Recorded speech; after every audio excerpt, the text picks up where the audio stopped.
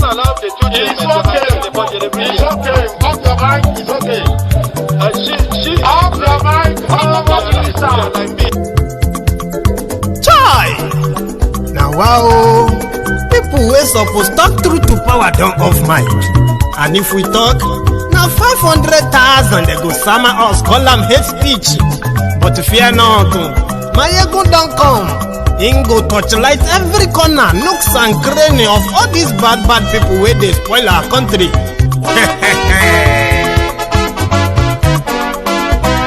So my people make we laugh, oh yo yo. Maiyegun don't come, oh yo yo. My people make we shout, oh yo yo. Maiyegun don't come, oh yo yo.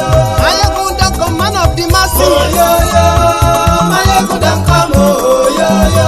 Maiyegun Diary Politico, oh yo yo. Maiyegun don't come, oh yo yo. This one not the off in mind, oh yo yo. Maiyegun don't come, oh yo yo. And in the touchlight every corner, oh yo yo. Maiyegun don't come, oh yo yo. Okay, some people be they holla say they want the power. Chai, them be promise us say we go get light and power. Nah. Them hustle sote they can't get the power. But now they know they do anything with the power. Every day, dollar just they get the higher power over naira. Still them talk say make we off mind. But thank God say Maiyegun don't come. So my people make you laugh, oh yo yo. Maiyegun don't come, oh yo yo. My people make we shout, oh yo yo. Maiyegun don't come, oh yo yo. Maiyegun don't come, man of the masses, oh yo yo. Maiyegun don't come, oh yo yo. Maiyegun Diary Politico, oh yo yo. Maiyegun don't come, oh yo yo. This one not the off in mind, oh yo yo. Maiyegun don't come, oh yo yo. Person where they do evil, no one make person talk. Them say that Maiyegun, that man too they talk. He too they talk. Say Maiyegun Diary, he they hot like pepper. But every day then they take money in bulk. Woman picking they the street they hawk. Still them talk say make we no talk. But thank God say Maiyegun don't come. So my people make you laugh, oh yo yo. Maiyegun don't come, oh yo yo. My people make you shout, oh yo yo.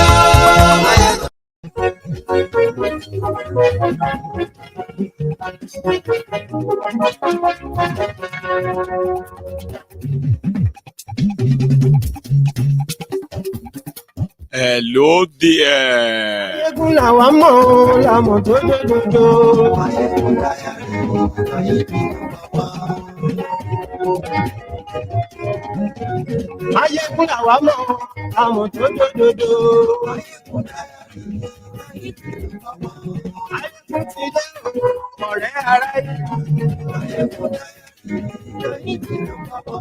Lórí Facebook, lórí YouTube. Good morning to you, good afternoon to you, and good evening to you from wherever you are watching from. It is Maiyegun Live. Happy New Year to all of you. You are welcome to the Temple of Truth 2024.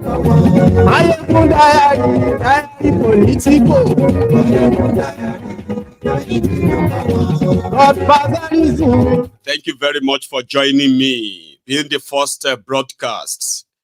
The first day of the first month of the year 2024. It should be special. Share the broadcast. New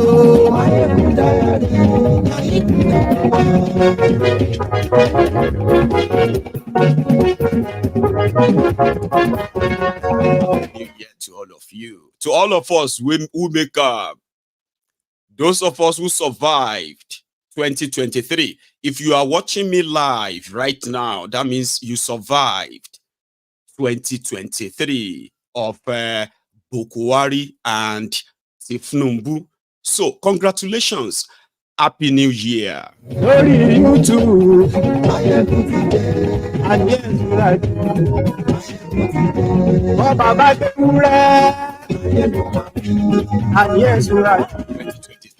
Ìjọ ìgbádùn yẹn. A lot of you will never forget that in a hurry. Read the caption of the broadcast as usual. Read the description as well. Share the broadcast and pay your offering. If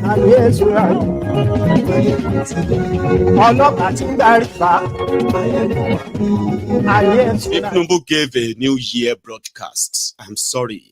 You would have to watch that tonight. To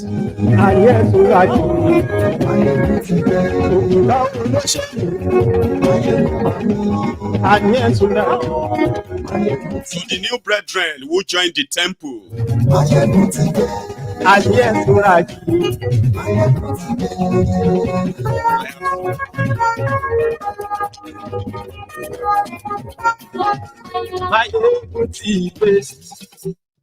thank you.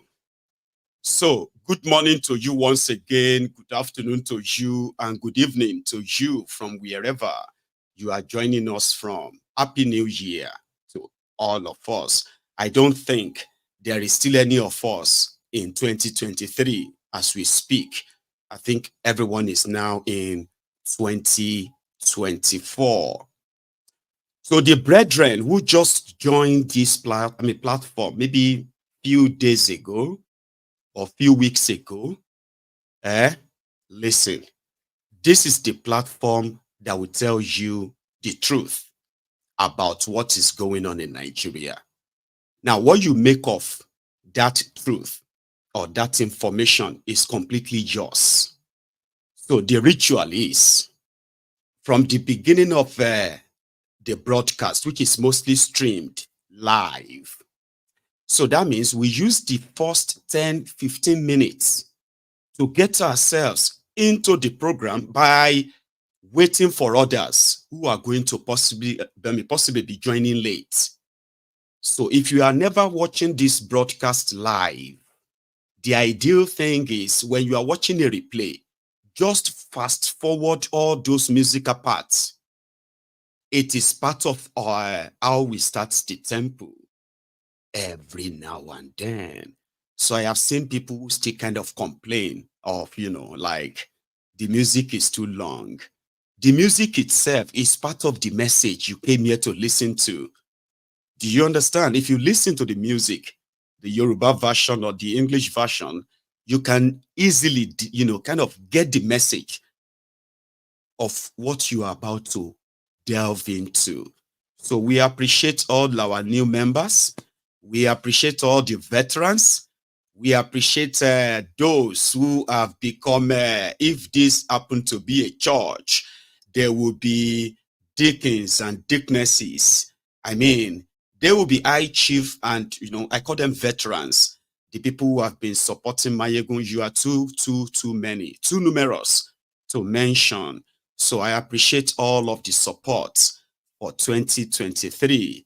And I hope I will live up to expectation in 2024 that will make me to continue deserving of your unconditional support. When you join MaiyegunsDiary Politico, you are joining because you want to know what is going on in Nigeria. You want to understand why Nigeria that you see today is what it is. How? So that when people try to play on your intelligence, for example, when you begin to understand Nigeria and the criminals running Nigeria, you are automatically going to get upset, angry. You will never know the truth about Nigeria and never get upset or angry. You will naturally get angry. Now, getting angry means you would react expectedly when you know something is not right and people are fooling around, and all this fooling around actually involves lives and it affects lives in a very negative ways. So you get angry. So getting angry means you would express yourself. And because the criminals running Nigeria believed that they have succeeded in conditioning people into a certain kind of a social way of thinking, where critical thinking is considered as a threat. Why are you thinking like that? Are you trying to incite the people to start thinking like that? Do you know that if people begin to think like that, what you are just talking about now, you know, they will begin to go after all the leaders. Oh, are you trying to make the people go after the leaders that are making their lives hell? So you get gaslighted. In most cases, they quickly accuse you of being unpatriotic. Are you listening? I mean, are you following? Yeah. The reason why you are MaiyegunsDiary Politico is what I'm actually giving you the background of now. You will never know the truth about Nigeria and not get angry. You will be angry. It doesn't matter where you come from. You will be angry. And when you are angry, they don't want you to be angry that way. Because if you are that angry, one day you may take that anger out and effect the change you want yourself. And that is considered incitement. So they would rather you pray for Nigeria. They would rather you believe the lie they tell you. Okay? Don't question it. Just kind of believe. Why do you like problem? Why do you like trouble? They said they will do electricity. Let us just wait. They said they will end their terrorism. At least they have said they will do it. Why can't we just give them time and wait? That is called social conditioning. They spend a lot of money in trying to socially condition 200 million people, despite the physical evidence ruins they've brought upon the country. So on MaiyegunsDiary Politico, it is a place where, number one, you are going to be 100% sure that nothing is wrong with you. No matter what they have told you or what you personally have seen about Nigeria, many of them that you can't really put into words. To the point that you are beginning to feel like, are you the one that have problem? This country is just, God, why? What is wrong with this country? MaiyegunsDiary Politico is a place to give you clarity. That is where you are going to know that your anger is valid, your rage is legit, and nothing is wrong with you, even if they are doing everything to make you believe that something is wrong with you. Look around you. Nothing is wrong with you. The criminals running the system, the way they are running the system, they want you to believe that this is the best you can get. And you should be thankful that you are even getting this from them. Meanwhile, it is the worst that they can give. So that is why when they try to accuse you of being unpatriotic, you can easily tell that that is not true. They are gaslighting you because you are rejecting the destruction they've brought upon Nigeria. You are refusing to accept the abnormalities that they want you to normalize. They are gaslighting you. So that is not unpatriotic. In fact, if you have to put that into the real context, it is patriotism not to accept the mediocrity and the criminality that these criminals are foisting on every one of us. Because the only people that are unpatriotic here are the people who have the opportunity to make the lives of the people better, but they choose to make the life hell for everyone by asking you to endure while you watch them brittle away your common patrimony. So on MaiyegunsDiary Politico again is a place where you can at least find people like you who have also discovered the deceits And somehow, they believe the status quo cannot continue. Exactly. So nothing is wrong with you. The criminals who are looting Nigeria, the criminals who are impoverishing Nigeria, the rogues and the terrorists who are funding terrorism in Nigeria, the judicial system that continue to help the criminals who have carried out a state capture that you are currently witnessing in Nigeria, all of these people are the unpatriotic elements who have chosen self-aggrandizement over national progress. So those are the unpatriotic people that are now using every instrumentality of the law of their criminal system, right, to hunt down everyone that they suspect could indeed trigger a never seen before revolution that would be out of their control. They are worried about this. So how much would they spend more on trying to kind of subdue people when platforms like MaiyegundsDiary, Politico, if we don't exist? Again, consider that as my TED talk, mostly for those of you who just recently joined us. Tinubu released a pre-recorded video, and he called it Addressing the Nation. And in there, he praised himself. This is what they do, okay? All of you know what Nigeria has become right now, especially in your individual life. Abi, you do know, but Guy is currently praising himself. Whoever wrote that for him, they said, if Tinubu hadn't, it's not the one in charge of Nigeria, you probably would be worse off now. Praised himself in the area of security, just like Bokwari did throughout the 8 years when over 62,000 people were killed in northern Nigeria. So I'm sorry if it's going to be like a boring start, yeah? But we will start from here. Kolu this morning in a recorded broadcasting. Had this.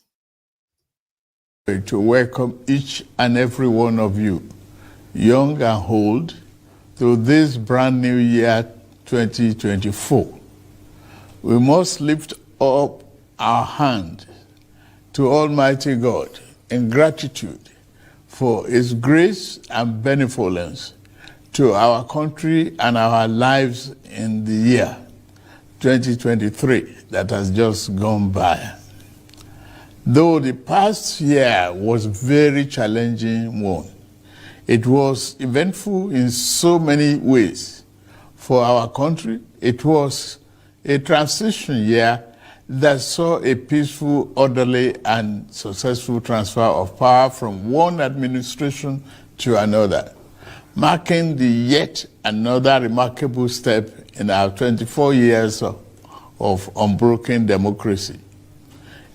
It was a year you, the gracious people of this blessed nation, entrusted your faith in me with a clear mandate to make our country better, to revamp our economy, restore our security within our borders, revitalize our floundering industrial sector, boost agricultural production, increase national productivity, and set our country on an irreversible path towards national progress that we and future generations will forever be proud of.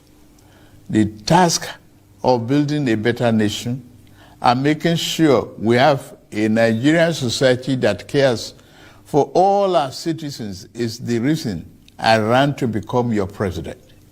It was the core of my renewed hope campaign message, on the basis of which you voted me as president.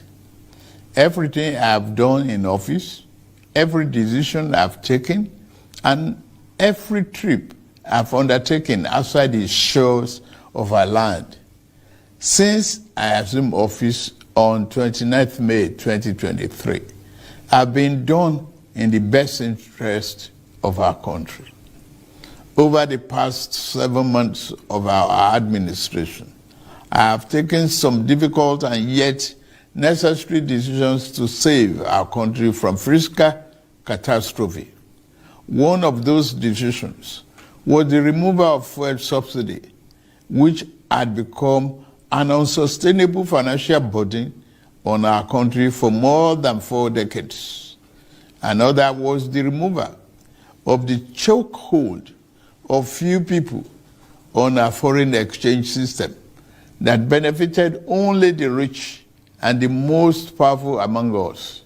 Without doubt, these two decisions brought some discomfort to individuals, families, and businesses.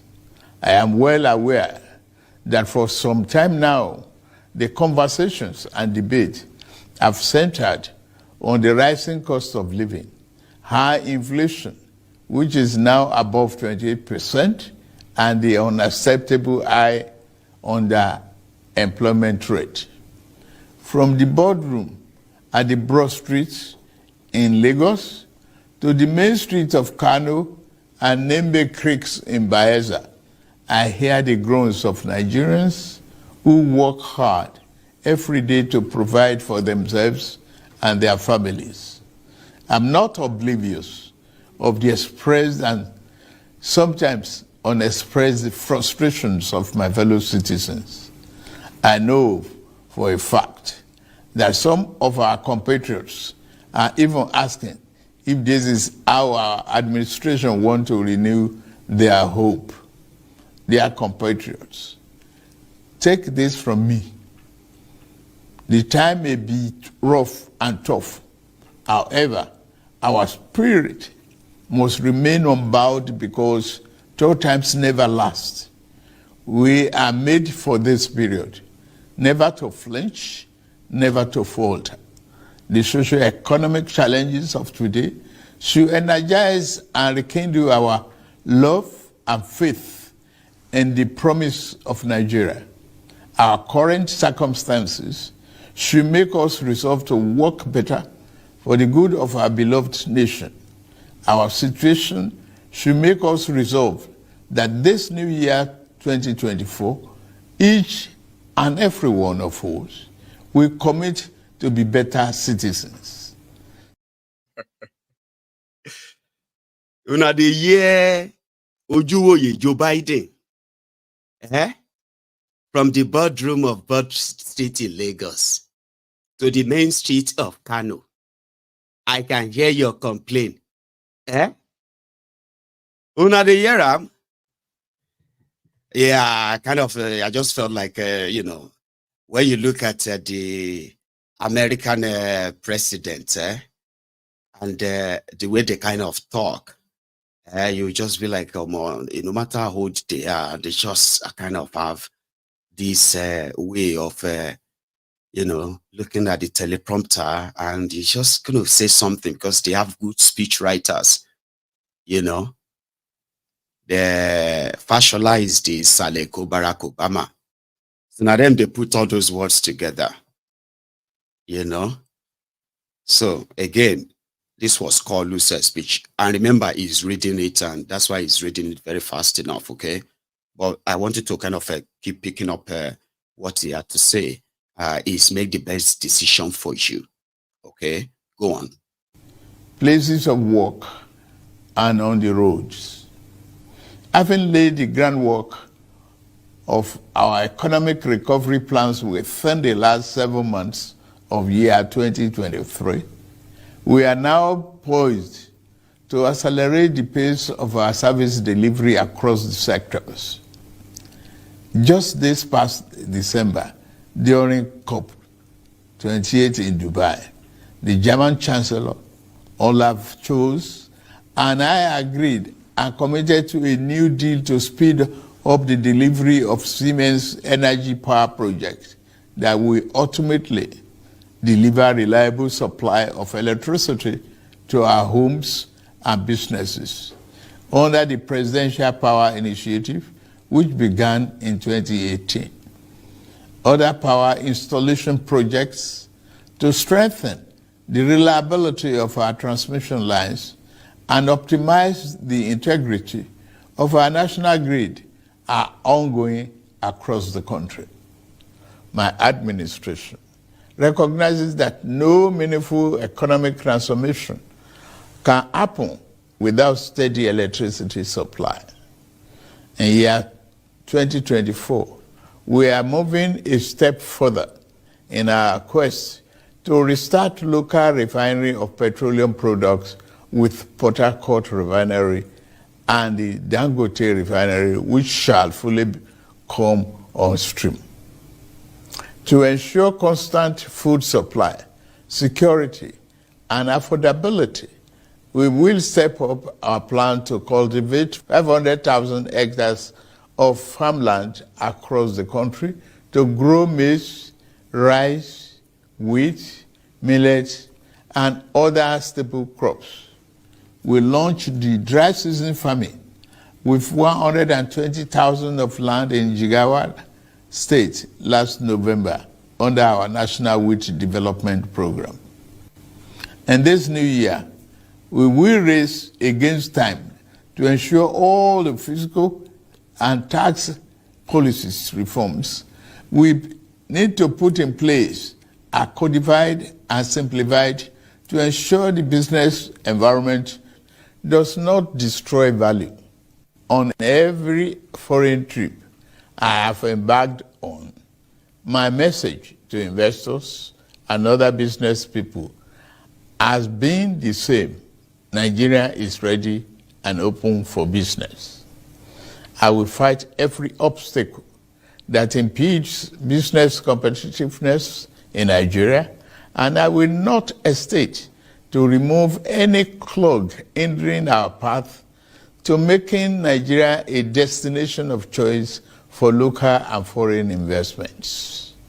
In my 2024 budget presentation to the National Assembly, I listed my administration's 8 priority areas to include national defense and internal security, job creation, macroeconomic stability, investment environment, optimization, human capital development, poverty reduction, and social security. Because we take our development agenda very seriously, our 2024 budget reflects the premium we place on achieving our governance objectives. Nuisance lele. Nuisance lele. Even though we can just, it's like a Kolu reading something that maybe Bajabia, Mole, and few other guys put together and right there, right? So it's primarily, right, promising that they were going to cultivate 500,000 acres of land. And what else do you remember? Oh, yeah. You know, in the area of security, that's the party is about to get into too as well, right? Now, I don't know if you probably know, he kind of also mentioned that they just had an agreement with Siemens in Germany, who are now going to come and help Nigeria to stabilize, yeah? And he also mentioned Dangote Refinery, as well as a Port Harcourt Refinery, the one that they said will probably not even be ready until December 2024. Dangote Refinery, the news continued to say, oh, Dangote has received another batch of crude oil. He's been receiving batches of crude oil, but he has not, he has not, refined a single petroleum since the, but that's just part of the propaganda, because Dangote Refinery itself, right? If they kind of get serious and be honest, for just straight 2 years with no all the money laundering and all of that, yeah, that means in 2 years, Dangote Refinery will be kind of ready to begin to refine product. But the fraud is being kind of built up already, okay? Where they will tell you that, oh, Dangote refineries petroleum is out, but you probably end up knowing that, you know, the same them who gave the licenses of importing petroleum into Nigeria and all those products to the same Dangote, the same people who are going to bring in the product they're going to sell. So they're already telling people that the Port Harcourt refinery, Dangote refinery, that they are selling, I mean, they are giving him a crude oil in Naira. All of this will never reduce the price of petroleum in Nigeria. They're already telling you that, and they, we will listen to the other parts before we go to the next thing. In the presidency to make sure that governance output improves in the living condition of our people. We have set the parameters for evaluation. Within the first quarter of this year, ministers and head of agencies with a future in this administration that I lead will continue to show themselves.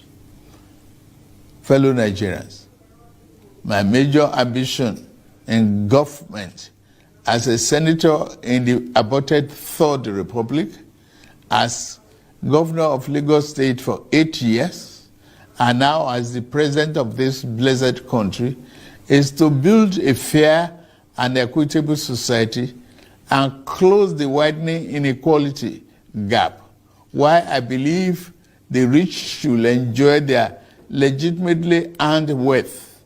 Our minimum bargain must be that any Nigerian that works hard and diligent enough will have a chance to get ahead in life. I must add that because God didn't create us with equal talents and strengths, I cannot guarantee that we will have equal outcomes when we work hard. But my government, in this new year, 2024 and beyond, we work to give every Nigerian equal opportunity to strive and to thrive. For the new year to yield all its good benefits to us, as individuals and collectively as a people, we must be prepared to play our part. The job of building a prosperous nation is not the job of president. Governors, ministers, lawmakers, and government officials alone. Our destinies are connected as members of this household of Nigeria.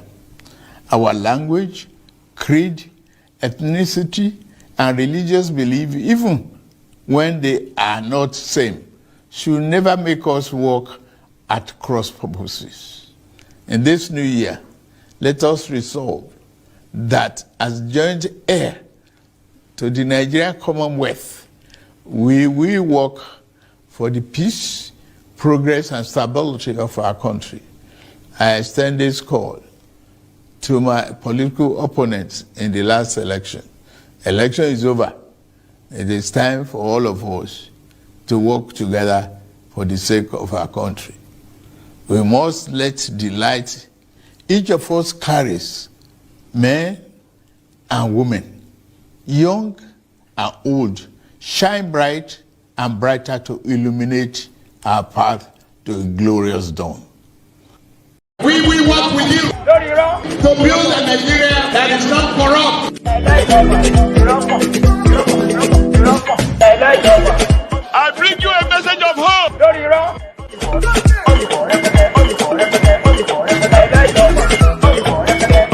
We are going to spend a lot of resources on education. I know listening to him can be really, really annoying, and apart from it being boring, but just because he was reading it, you know, when he's reading like that, it's probably just kind of like echoing what somebody else wanted to say that he himself does not believe in.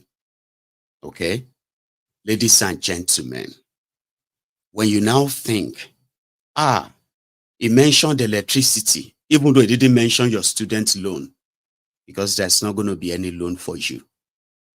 Remember when I told you that normally to make you feel like, you know, as a parent or as a student, when I said that the student loan was a scam, some of you will think, some of you didn't feel good. So you felt like I was probably happy, or I wanted it to fail. Yeah, that's another way of gaslighting people that I think a lot of you need to drop in 2023. You should not enter this 2024 with that same mentality. When people see through the lies of these criminals, and they express what they see, their lies, don't always push it back and start saying maybe they want them to fail. For example, when I told you that the student loan was scam, a lot of you were looking for different explanations. And I kept saying to you, it's a scam. And at the end of the day, you will realize that it is easier to become the president of Nigeria than to access the student loan that Tinubu is promising you. I did a series on that. I mean, I kind of did some series on that. You could forge your certificate, forge anything, and you can become a president. But to get a student loan, have you seen the conditions? No, you haven't. But you believe them. So when somebody now tells you that it's a scam, to you, that person is the enemy who is wishing the idea to fail, because they are telling you that it's all scam, it's meant to fail, it's absolute nonsense. Well, this is January. They told you January. Like I said, when Tinubu say things they write for him, the people who wrote them don't believe any nonsense they write. Tinubu that is going to read that does not believe any jack shit in it. I mean, in it. But now you, we're supposed to get sense. See through the whole thing. Now you go on, they develop different brain cells. Now you be the genius who believes that because you understand the idea so well, then you wishes that it's going to work. When the people behind it have no plan of anything working. So do not gaslight people. Just like, listen, he mentioned electricity. Abi? Electricity with Siemens of Germany. He took pictures with the German chancellor when he went to Germany. He took picture with him when they met in Dubai. And this, plus since the time he's been there, it's been 7 months. Even if na leg that they take waka from Germany down to Abuja, with the seriousness that Nigeria needs real power. And for somebody who really want to do something about power, even if na leg that they take waka from Germany right now, they should have reached Abuja 2 weeks ago. With Lego. But since they have pictures, and they told you, 2024, give people the figures, give them numbers. When you said you have budgets, that simply means you have some numbers. Okay?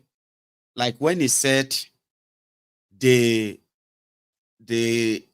invested in 120,000 acres of land in Jigawa to grow maize. That's something I just dropped there, right? So there is no number to back that up. There's nothing else to back it up. Just 120,000 farms in Jigawa. How much? Where in Jigawa? What are the evidence? What are the numbers? What are, things to say, oh, that's what we are doing. And we are trying to remodel that here. But he just dropped it. We have 120,000 acres of land to grow maize in Jigawa. We started in November. So an Okponu person that they know they are talking to, who believe them that because somebody said, just because Kolu read that, yeah, it must be true. Then when it is time for them to harvest the maize from 120,000 acres of land in Jigawa, you realize that there is not even 100 acres of maize in Jigawa. But Tinubu told them there's 120,000. Do you understand? So this is where people like us come in and say, that's a lie, because there's nothing to back it up. By the time you are going to see further, their money has been released for all of that, the money is gone. Because the intention is actually not, somebody wrote that, put that in this and that, you know. So if you submitted the budget, if I'm writing a budget for 2024 right now, I'm going to tell you how much I want to spend on studio equipment improvements. So for somebody like me, who this is my own my own business, which means if I have to budget for everything, I know what is going into what and why. Somebody who wrote supposedly wrote a budget, and he wants to give you hope. There is this guy, Sonny Shehu. He's a former senator. This guy from Kaduna, Shehu Sonny Abi Sonny Shehu. It was like when you listen to Tinubu's New Year speech, it is like herbalist, like an herbalist who is giving hope to a terminally ill person. Here you get the person who is terminally ill knows that now this thing will finally kill him. Here you get. Then the herbalist is there telling you things to mesmerize you, to make you feel like, don't worry. Do you have faith? Do you have faith that? And you'll be like, okay, all right. So, however you want them to carry you, that's exactly what Tinubu did there, right? Because when you go and look at their budget, that should actually show that they want to do something different. Are you with me? When you go and look at the budget, Abi, you want them to do something different from what Bokuwari did. It is not what he says, oh, it is what they are doing. You are going to borrow money to fund your budget. You want to borrow over 80% of the money to fund the budget, but 75% of the budget is for recurrent expenditures, money for their own lifestyles, salaries, and all those stuff. Not money that goes into the economy, like genuinely. And they want to borrow money for that. Devalue their currencies more. Their currency more. Make life even harder and tougher for the people more. With the promise that, oh, don't worry. After this, everything will be fine again. But guess what? They want to, they already dip you there. Sure you get. But they want to dip you further in it with the expectation that, oh, let's dip you inside fire just for a few minutes and see if it's going to burn you or it's not going to burn you. And maybe if it burns you, like, maybe it's just going to refine you too. Because after that, you are going to be okay and very lovely and beautiful. They are saying it, oh, we will do this. We will yeah. But when you now look at where to show that they want to do what they say they are going to do, it is so much, it is a far contrast from what they are saying. They increased their budget from 27.5 trillion to 28.78 trillion. And guess where the chunk of the extra money goes into? The National Assembly the National Assembly increased their own budget by 70%. From a 244 billion to almost a 600 billion naira for the House of National Assembly. They want to build a new library. They want to build new gates. They increase the money for the judges. Judges also got about a 100% increase. Country we no get money. Tinubu says he will take care of them like he did in Lagos. Back in Lagos, as Tinubu was giving judges bag of money, he was also giving them choice lands, properties all over the place. What do you want? I'll make you comfortable. Now he's the Escobar in Abuja. In your budget, they will give your judges nearly 500 billion too. And just in the supplementary budget, you remember the 2-point-something trillion that they went to go and borrow. They said they will share 800 billion and give to you. At the end of the day, National Assembly collected over 250 billion from it. From borrowed money, they bought themselves cars. They bought themselves other things that they needed from that money. Now, in this new one, like, Baba, the judges in that last time, they collected over 49 billion. That's how much Kolu gave them from the borrowed money last year. Now, this year, the judges are collecting over 500 billion too from Tinubu from borrowed money, the one that they are going to devalue the naira for. So if they say we need to endure, you need to ensure, and all of that nonsense. So these guys, they kind of have a conversation around it inside the Arise studio. That's another platform that you can also rely upon in this 2024, because this is going to be the time that Tinubu is going to consolidate the full state capture. Some of these people will either be chased to exile or arrested. This is the year that you are going to know if Nigerians and Nigerians indeed have been conquered and they can never stand up against these guys. I told you, this is going to be that year. But this is how they see it. Agbati and the rest inside, what do you call it? Inside Arise after the broadcast. Listen to this. We'll say it was low on detail, but the question people also ask is, it's not a policy speech, it's just a new year, feel good speech and all of that. But I feel it missed some critical points. I also hit the nail on some critical points. And only time will tell if this resonates with a lot of people. All right. Well, what time will tell, that is very clear. So this morning, is that the speech delivered this morning by the president is dated. It is too obvious that that speech was recorded before the president came to Lagos, because the speech is not contemporaneous enough. And that, I think, is in itself, a scandal. It shows gross indolence on the part of those people who manage the president. And I speak as a person who had gone through this process before. Now, you could see from that delivery that since the speech was recorded in Abuja, I imagine, that there have been developments in the country. A major development will be the killings on the plateau. That was conspicuously absent in that speech. I had said, well, the president maybe did not need to go. They are having sent a very powerful delegation.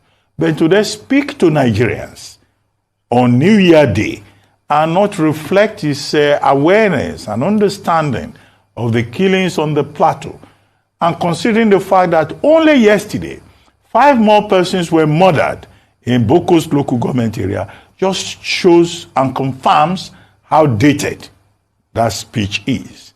And I put it down to the indolence of his managers. Because wherever the president is, there's enough facility to update speeches, to change recordings. It's not as if it's a lengthy presentation. They could have updated the speech, do a fresh recording yesterday, and it will have been up to date. The other major omission is that on Saturday, the National Assembly of Nigeria passed the 2024 appropriation bill, although there are many problems with that, as analysts have pointed out, specifically Dr. Dele Shubowale, saying that that budget is dead on arrival, and that the only indications that you could pick out of it as a professional economist is scarcity, uncertainty, and chaos. and that 2024 will be a more difficult year for Nigerians. But the president could have piggybacked on the details of what the Senate did and also addressed that, because that's also something very fresh. But there was no reference to that in that speech. Now, to the details. The president said we voted for him because he promised us renewed hope and that he's working hard at it and is committed to delivering on that. And he said a number of things that are important to him. Food scarcity, to address food scarcity, to address electricity supply, to address the refineries. Would the refineries work? There's no certainty in that regard. And maybe that's the uncertainty that Dele Shobowale is talking about. Now he's talking about food supply. What is the guarantee that you can have food supply if there is still insecurity in the country? The president says in that speech, in fact, that security in the country has improved. Now, how do you say that to Nigerians just less than a week after people were being killed almost on a daily basis in over 58 communities in Plateau? How does that provide a justification for the claim that you make? He said electricity supply.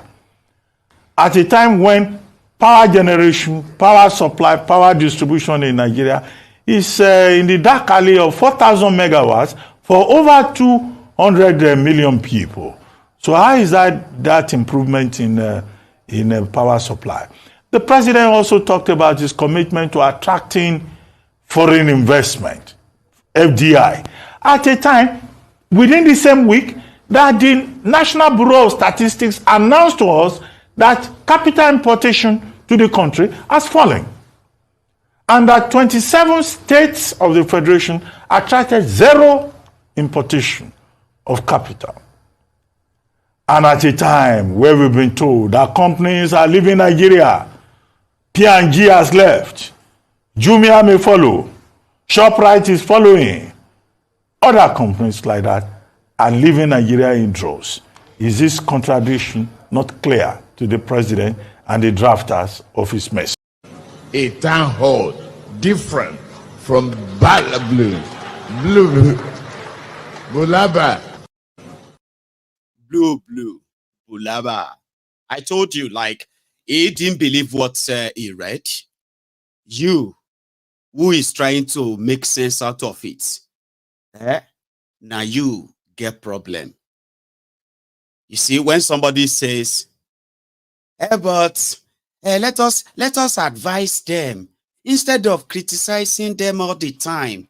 We should try and advise the government on what to do. This is part of another. I mean, this is like another kind of gaslighting. You know, some people believe that this Tinubu and his gang, they don't know what they are doing.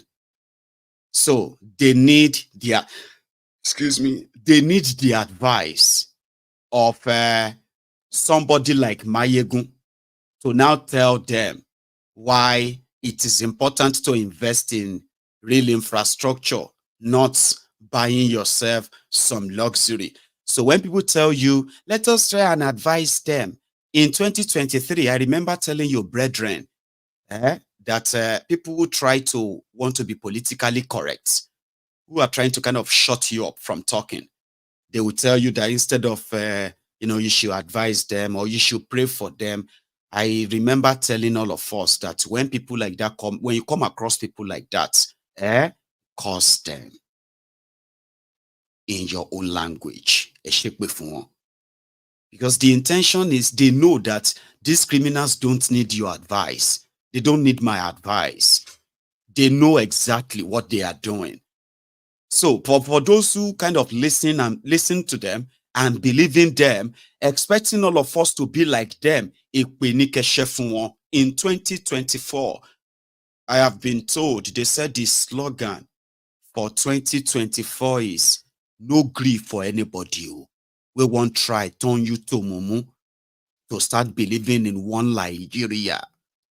Do not accept, do not grieve for anybody. When they try to want to brainwash you, when they want to try to use political correctness to or gaslighting to kind of shut you up, No grill, whether old person or young person, whether now your pastor or not, now your imam, face them face to face and tell them, speak out your mind, okay? Do not. They want us to shut up, but we want a lot of people to continue to speak out.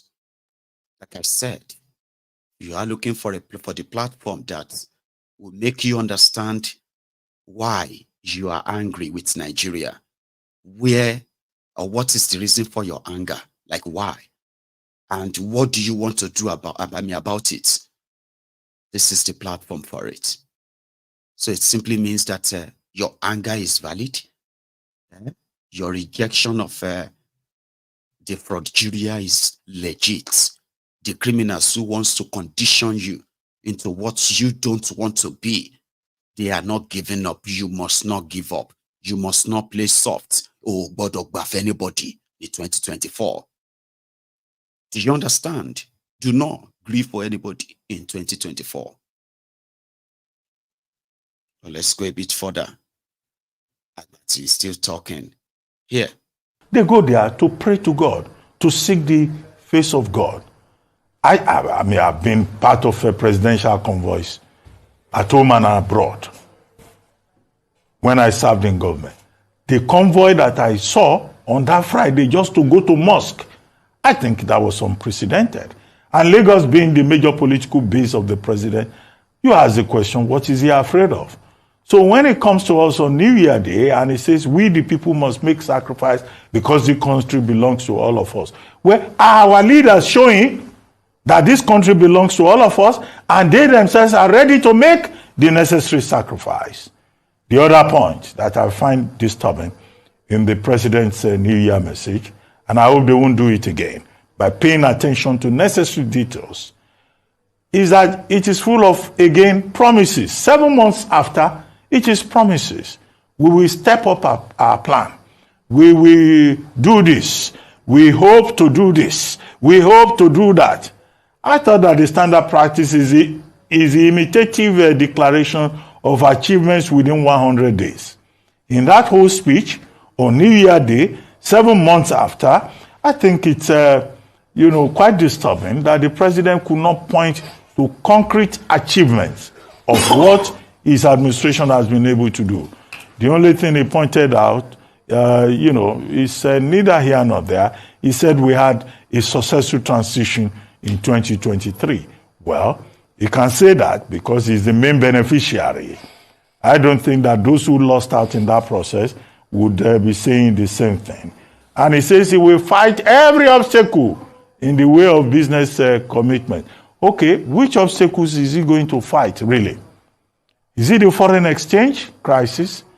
Is it the devaluation of the naira? Is it the lack of confidence and trust on the part of the Nigerian people? Is it the creeping pandemic of empty pockets that Nigerians are groaning under?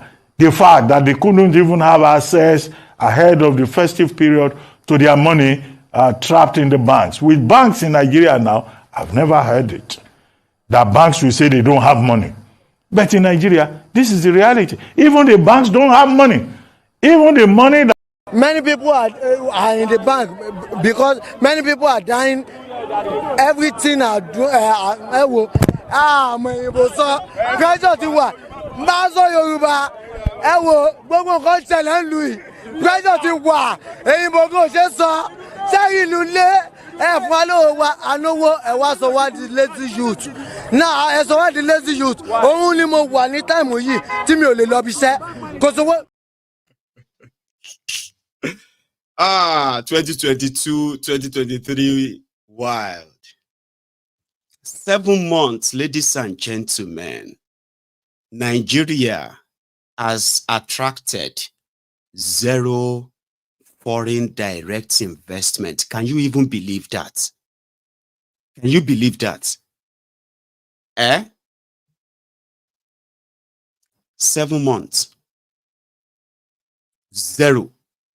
Meaning there is no single new real business that came to Nigeria in the last 7 months. Like, How do you, I mean, what do you think of that? How do you feel about that? Like, do you not just kind of think like, hello, in a moment, like, hello, are you saying there is no foreign direct investment to Nigeria in the last 7 months? Zero? Yes, that's what I said, and it's not me. It is the NBS, National Bureau of Statistics. Tinubu has been to about 8 or 9 countries or 9 foreign trips. He's been to France, he's been to Germany, he's been to India, he's been to Dubai, he's been to Saudi Arabia, he's been to, where else again? He's been to Ghana, he's been to Guinea, he's been to where? Kenya, where again? And all of this is said is probably talking about bringing investors. When they went to New York, where they spent over 1 billion. Anyway, in a trip where they were spending over $1 billion because they are taking Tinubu everywhere. No single dollar investment has been returned to Nigeria in the last 7 months. That's not my fault. You can't blame me for that. You can't say I am happy for that because listen, all of you now, we deal with them, they hope and listen to them. The ones that believe what they say, you know, they say, you believe what they say. You should be holding them responsible, man. USA, again, US, where they spent 420,000 in on hotel.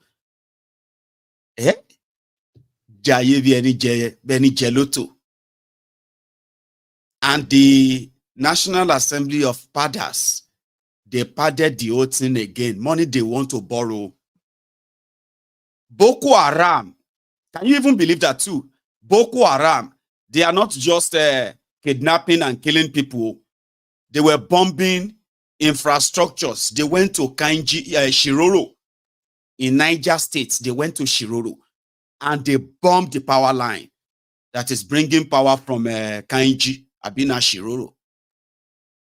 And Nigeria lost over 400 megawatts of electricity since then.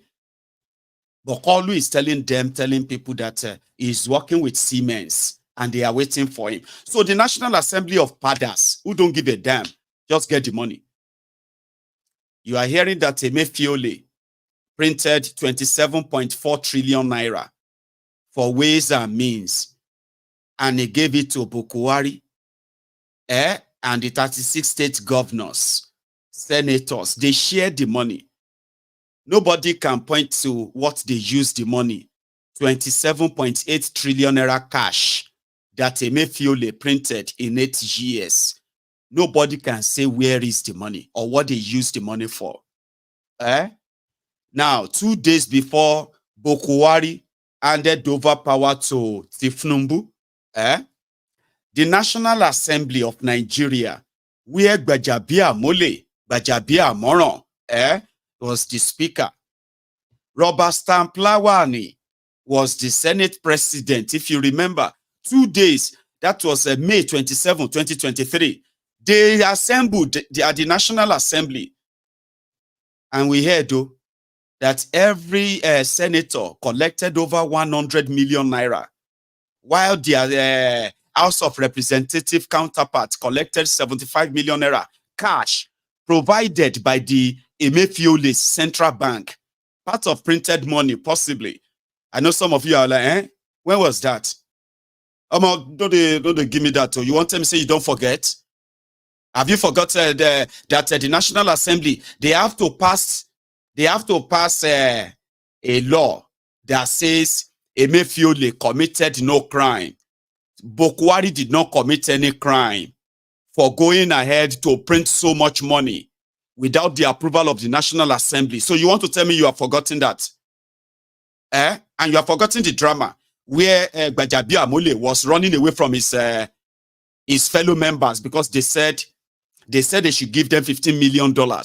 So they gave them $15 million.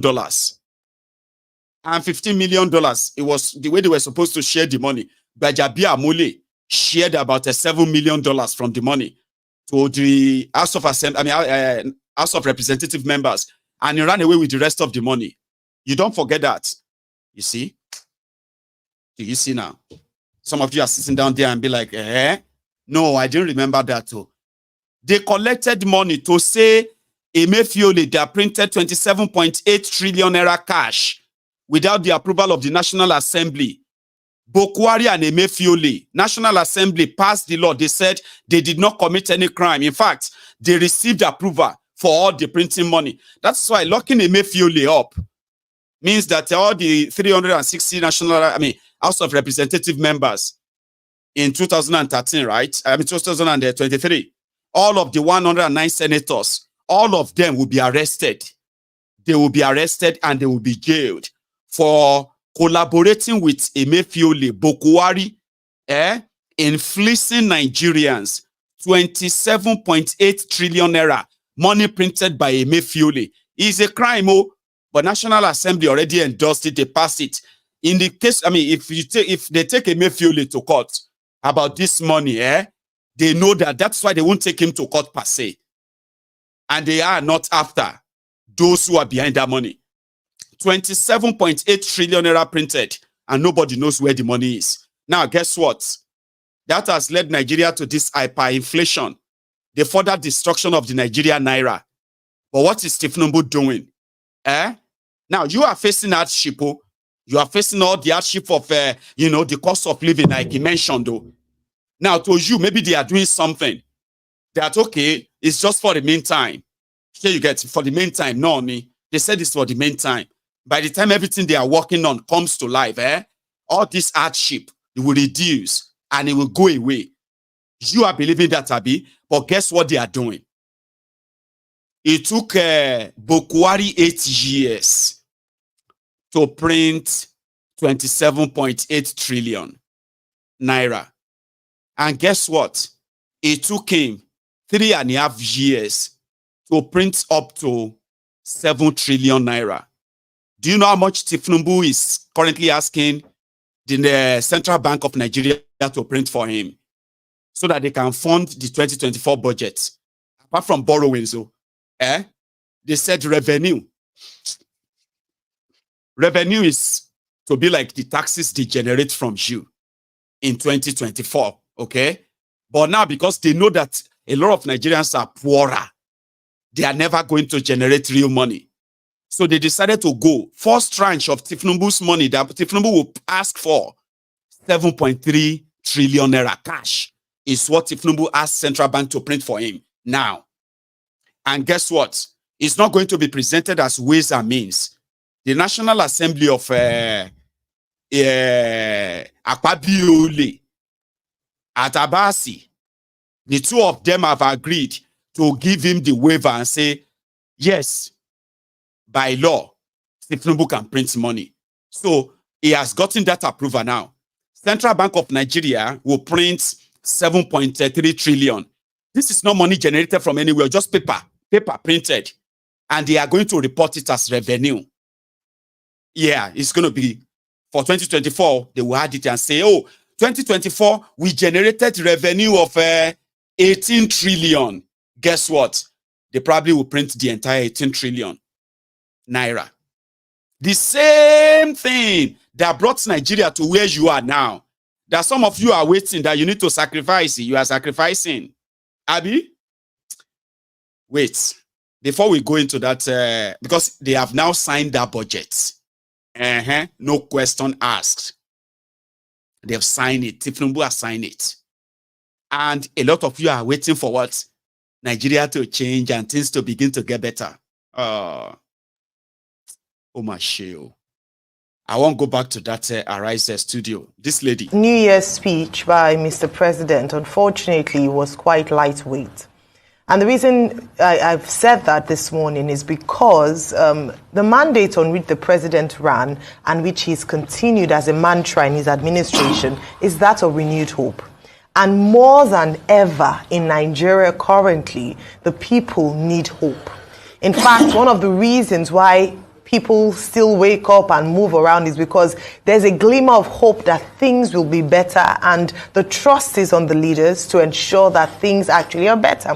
And the responsibility of a leader is to deal in hope, is to sell hope, even beyond having the mantra of renewed hope. And therefore you'd imagine or expect that the president, who has chanted a number of times the renewed hope initiative, the renewed hope agenda, would come with a trailer load of hope for the people of Nigeria who are in dire need of it currently.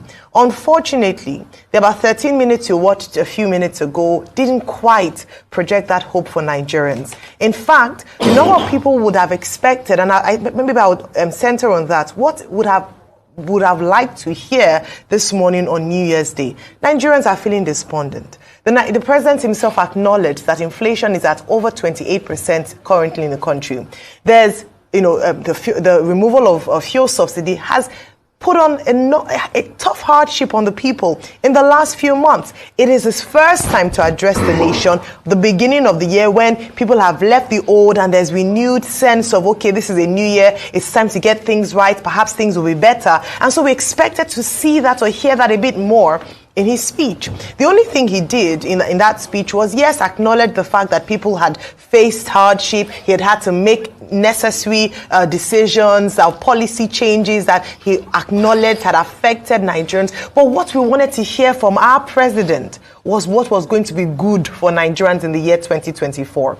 Aside just touching very lightly, I must say, in light of recent events, and like Dr. Bati had mentioned, perhaps now we understand why this was so.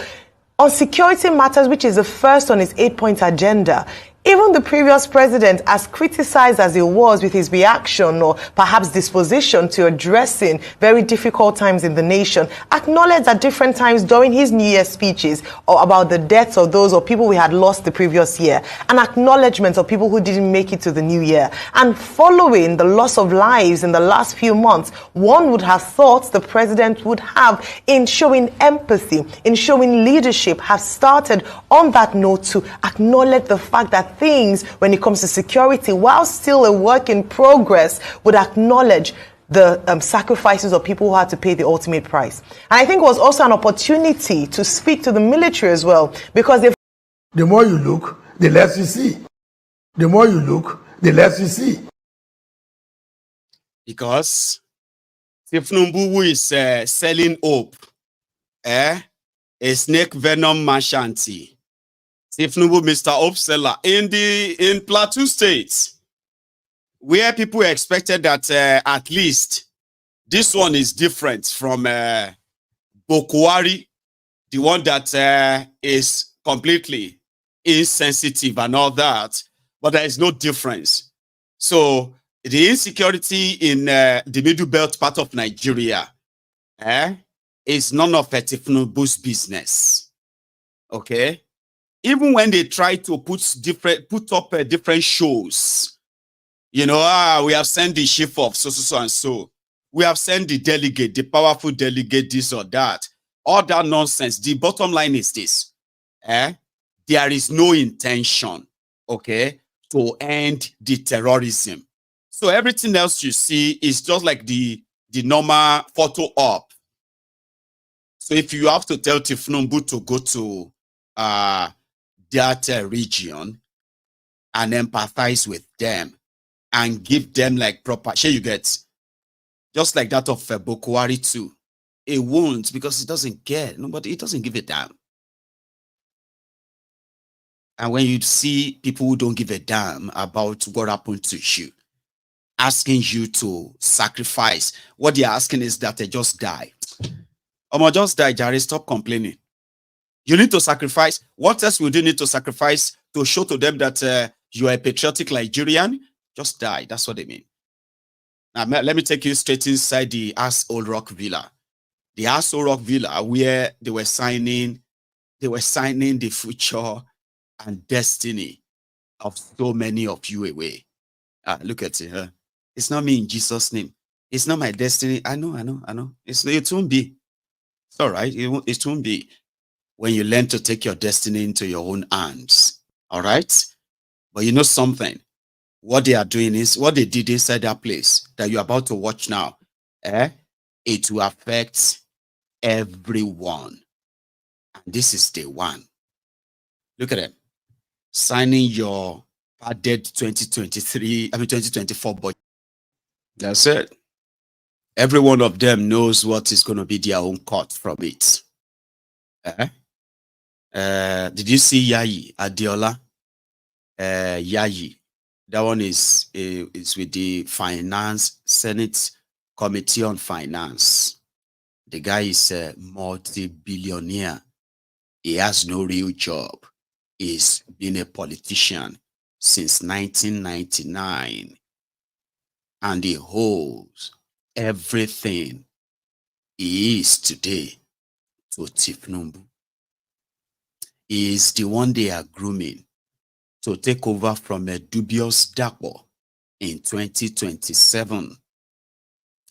Now, Adiola being there, being fingered in the previous budget padding, it is their turn.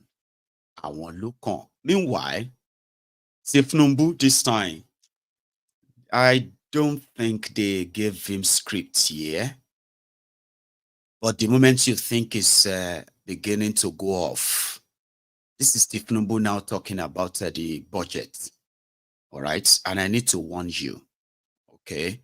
I don't want you to listen to, I don't want you to look forward to listening to him, thinking he's going to say something sensible that could upset you. It's not going to say anything sensible per se. But this is the man that is giving them hope. If this man is the one that is giving you hope as the leader of your country, tell me how hopeful you are going to be after this few minutes. Tell me in the comments. Tell me how hopeful, how inspired you are as a Nigerian to be listening to a man who just signed whatever is inside that 28.78 trillion naira. And then he wants to talk to the people who he said is signing it for, right? Tell me the inspiration you pick from this. I want to learn. Every one of us. And I wish you a very prosperous one. It is a promising year for people to even be able to gather, put their energy in place, their thought in place, in the national interests of this country. Today, the first holiday on the calendar. Thank you very much. I want to say,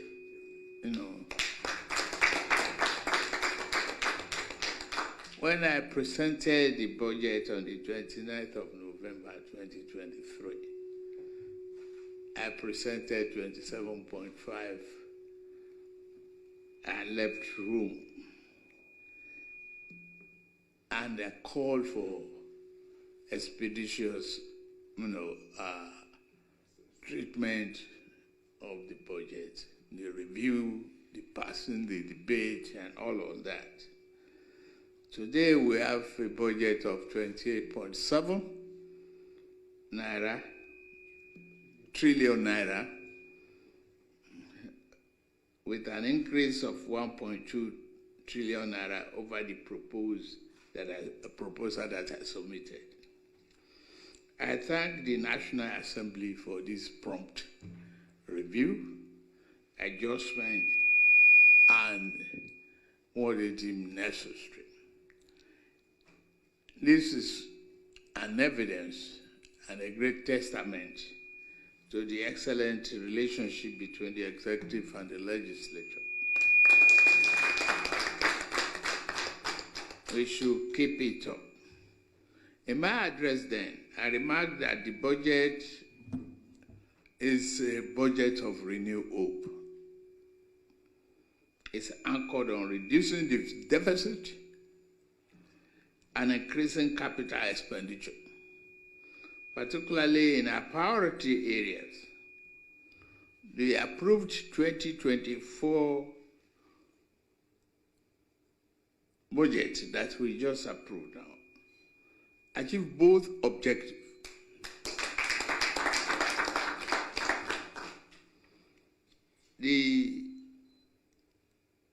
it contains a good increase in the capital side, a reduction in recurrent expenditure, and it brought down the deficit from 6.11%. Nuisance leleyi. Nuisance leleyi. Baba nuisance. But that is the renewed hope. I brought 27.5 trillion, and they brought back 28.7 trillion. This is to show that the relationship between the National Assembly and the executive.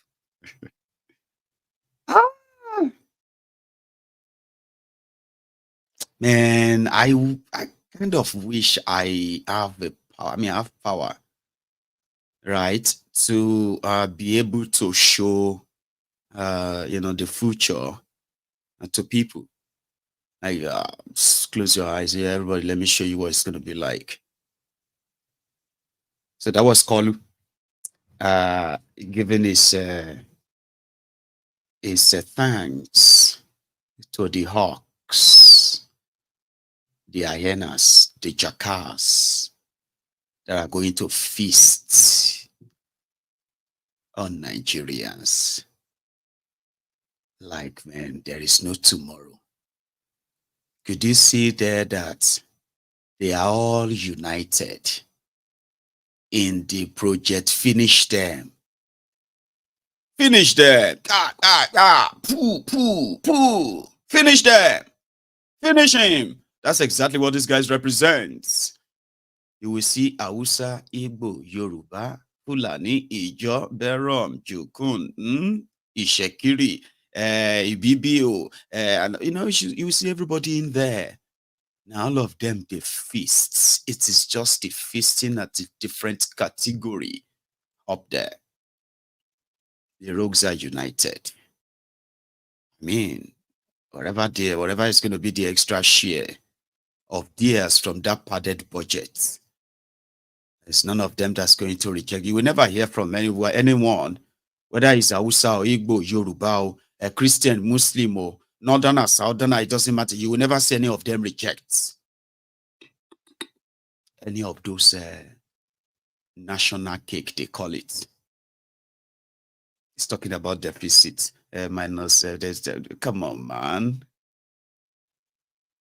You're going to print money, and then it's going to be used to buy, to fund their luxury life and all that. And then they're going to borrow money as well to pretend that they want to invest in infrastructure that they won't per se or complete or have the intention of completing, right? And then they will make you believe that you just need to be patient. You are just so much in a hurry. That's why you are complaining. It's just 7 months. There's nothing wrong if we have not attracted investors. Hang on. They are coming. There's nothing wrong if you can't see the work we are doing to stop insecurity and stop terrorism. You will still see it. Relax.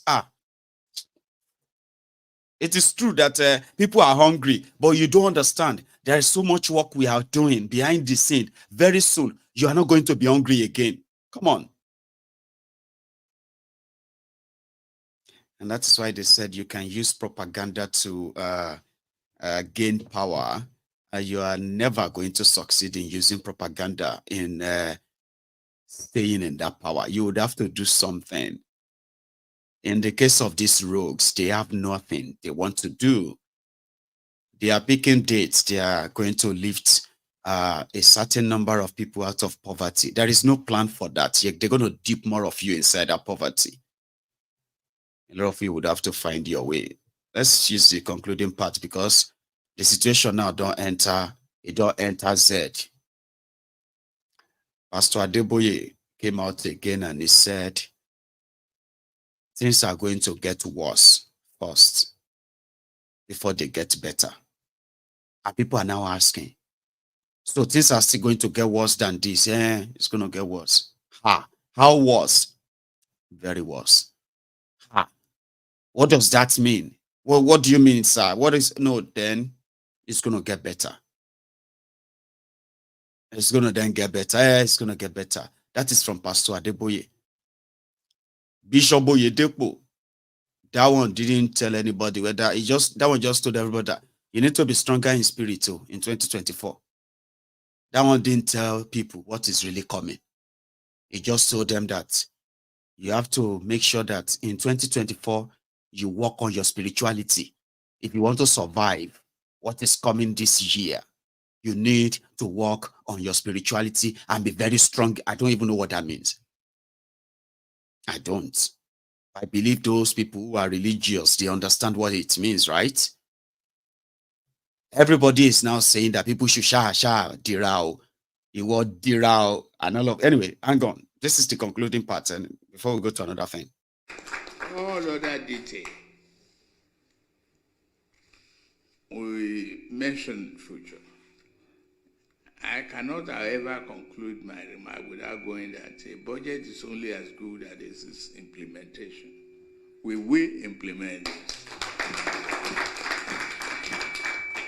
I want to assure the Nigerians that all the MDAs and our teams have been warned.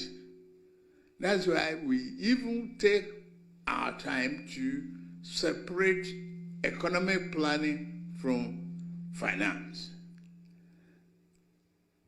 MDAs must have regular report of the budgetary performance in the area that we put in place to help ordinary Nigerians.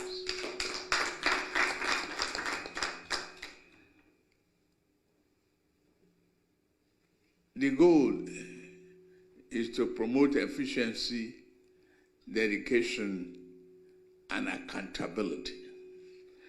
If you cannot do that, you may have to leave us to do the job on your behalf.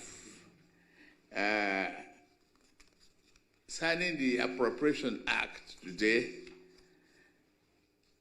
is a great honor because to me as a politician and head of state, there is no holiday when I was campaigning for this job.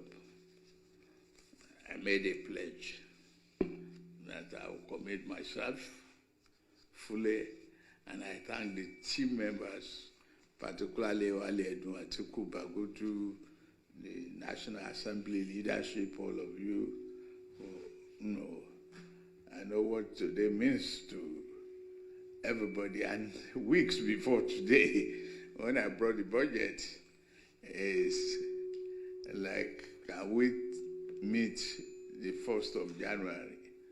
Can we meet the end of December? All in question marks. You deliver sincerely. Nuisance lele. Nuisance lele. I know. I told you, sometimes I kind of like to remind the Lagos Abobakus, okay, the Oshogbo Alimajiris. I kind of like to remind them that they shouldn't feel comfortable on MaiyegunsDiary Politico. What is the point that you are seated there and I didn't get you angry? Like I should annoy you. Like that should be normal thing, naturally.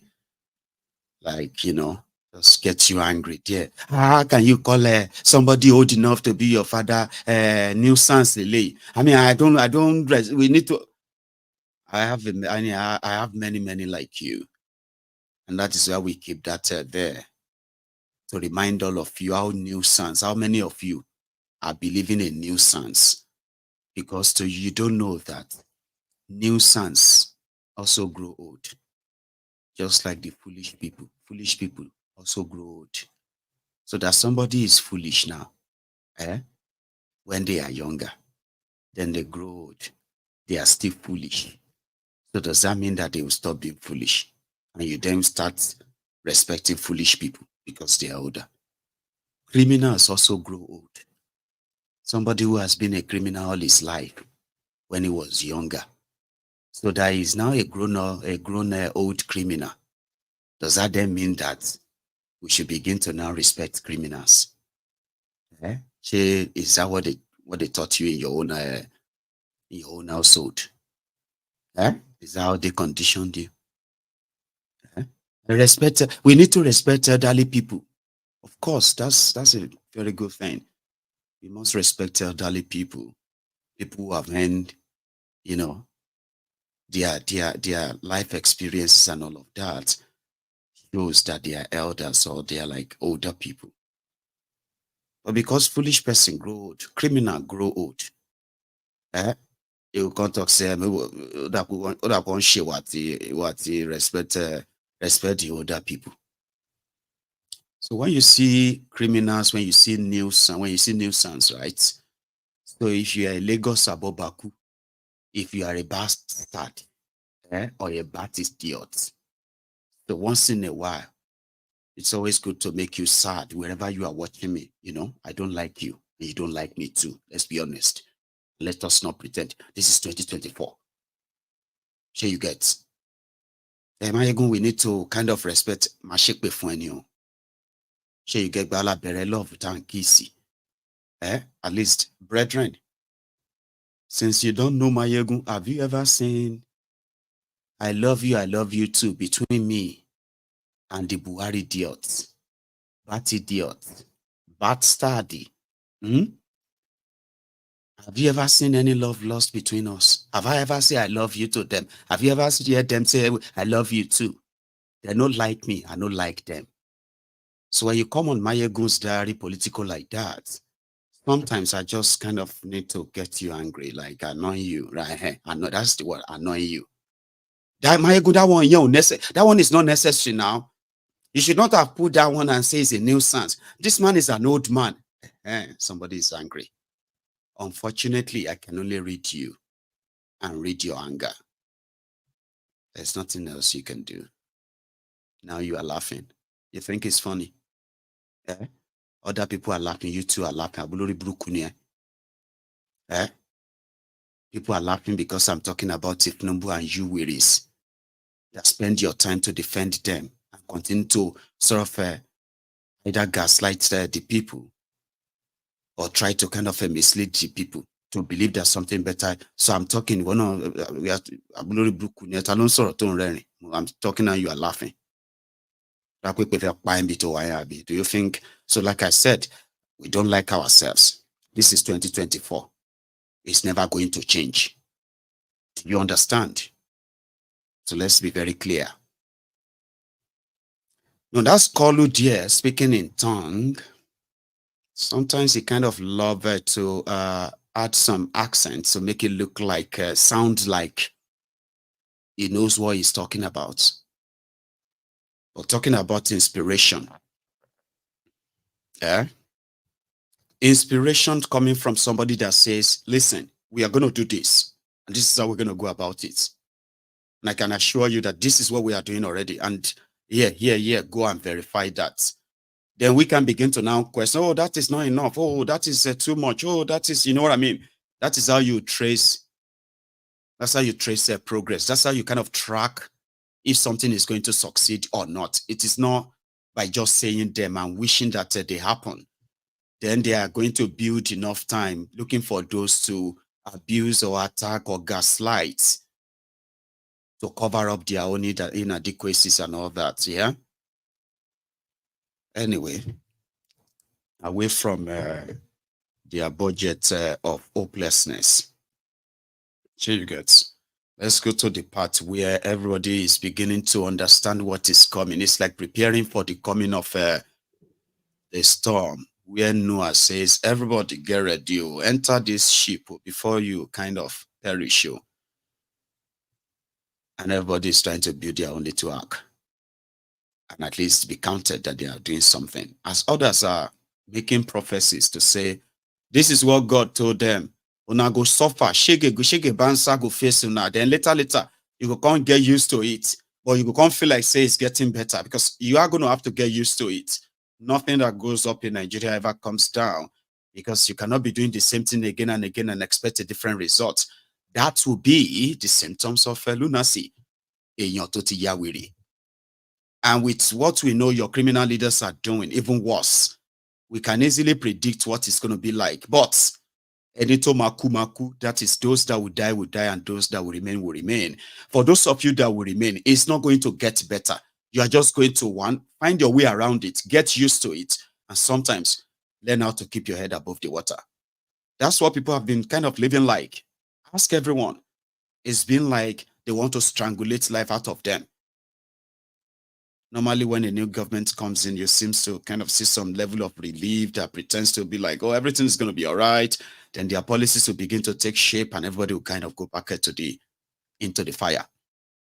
But in the case of APC, Bukwari to Tinubu, man, the difference was so sharp that people went from ground 0 to ground 100, like, would that be to die? A lot died, by the way. Just saying subsidy is gone. A lot are dying right now. Even those who were standing on the mandate, some of them don't cripple now. That's why I'm saying that. That's why I said that when you see any bad study, be bad idiots. We are talking here. We're talking about life and death. They are laughing. Kilo ferioshi. Kilo fer. What it cause useless laugh? Who they talk where you they laugh? You are ruining people's life, including the lives of those who are supporting you. Don't you have empathy at all? The other day we saw some people who were like, usually they was on your mandate, we shall stand. On his mandate, they shall stand. Now, mandate don't they look like a mandate now? That's how they pronounce it out there. Mandate is the mandate. Some don't cripple. Others don't kind of buying straight. They say, well, if you can no longer afford if you can no longer afford the medication and all of that, look up to this star. Tinubu will give you hope. Hope is coming. Just wait there and die. Mandate to man death. And now, mandate is a man death. When you see them now, they don't even sink. They say, on your mandate we shall stand. For the few ones we still get food inside their stomach. Now homing that they're home now. We now homing that they're home. On your mandate. On your I don't want to use the remaining gas. I mean, the remaining energy waiting inside me. I know if it's sink. I can see. Look at them around. A being power. If you say on your mandate, there is a being power. Oh, AB. And I remember that day when I said that a belong pa mono monoku. Mono is a snakey. And I got the killer like something. It's a long story. You know, I don't want to get into a lot of that, but I have empathy. I have human empathy in me, even though I'm kind of, you know, in this world of today, this humanity that these criminals are trying to turn to different species. They want us to become different species. You know what I mean? Like, we will still be humans, though, or we'll just be like a human zombies. Imagine you and your children, you know, you're like that when you don't get problem. That's the kind of a life what they want to create, and there are those who are willing to subject themselves to that. So a lot of us feel like, no, we're not going to settle for that. So yeah, there are churches who are not just professing right now about what is going to come across, what people are going to face in 2024. They know it, and they know that our prayer is good though. So you get. I remember when we used to sing then good old days. Life not too hard like this, so maybe we don't know. Maybe we got used to life the way it was then. I just believe that prayer is the key. Prayer is the key. Prayer is the master key. Jesus started with prayer and ended with prayer. Prayer is the master we're so confident then that God loved the poor so well that if we pray, if we knock, it shall open, until this criminal turned us into blasphemy, making us feel like God will be a magician. The moment we just say this, he will just do it. We didn't know that our problems are man-made, not God-made. You know what I mean? So to those of you who have who believe that man shall not live by prophecy alone, before now, when people say they afford food, they go say man shall not live by bread alone. But these days, if man see bread, they will tell you, say, Baba, you are a rich man. Oh. If you have to survive living by bread alone right now, you should. Because as it is right now, man shall not live by faith alone. You know, because even faith, I mean, that was a way back when they say, this one is in Yoruba. They say, born again. That is, if poverty gets to some certain level in somebody's life, you can make a born again Christian to go and do money ritual. Or money ritual self is fake. So me, I changed the song in my head. I was like, born again. Poverty kills before you finally buy. The criminals in Nigeria, they are breeding a system that will continue to breed poverty, where people are going to get used to it. Do you understand that? So faith, even if your faith says endure, Baba, at some point you will question that faith. That's what Nigeria have done has kind of done to people. So if you hear me talk about let your pastors stay away and stop giving people false hope through this nonsense prophecy, this prophecy, that, let the people understand who they are dealing with. Okay, don't bring God, don't bring this, don't bring that to it. Let people understand. When people understand these criminals, there's a chance that they will be able to stand up to them and face them without you having to divide their mind. You see, that's why I said that all the time. Tell your pastors and your Baba Gios and Mama Gios and the rest of them to stay away from this political conversation that they cannot be honest with. If they cannot be honest, they should stay away. They should not bring God and begin to use God to manipulate the mind of the gullibles. When we are talking about Nigeria going down the drain, somebody is there arguing with you. Are you saying that God is not powerful to save? Are you saying that God? Are you now saying that God? I say, lunatics.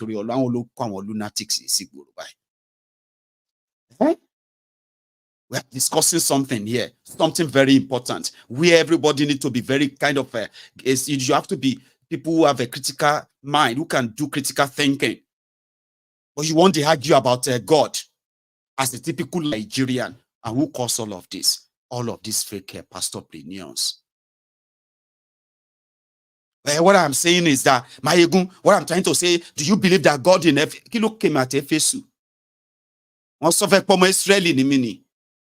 I am from Ijebu, in a place as part of the place where a lot of people like myself were trapped and then were pronounced as a citizen of a place where we have no real say to say, okay, yeah, we wanted to be part of it. Usoro Efesu for me, Usoro Kilo Tinkpe, Awara Galilee, Kilo Kemi ati Galilee.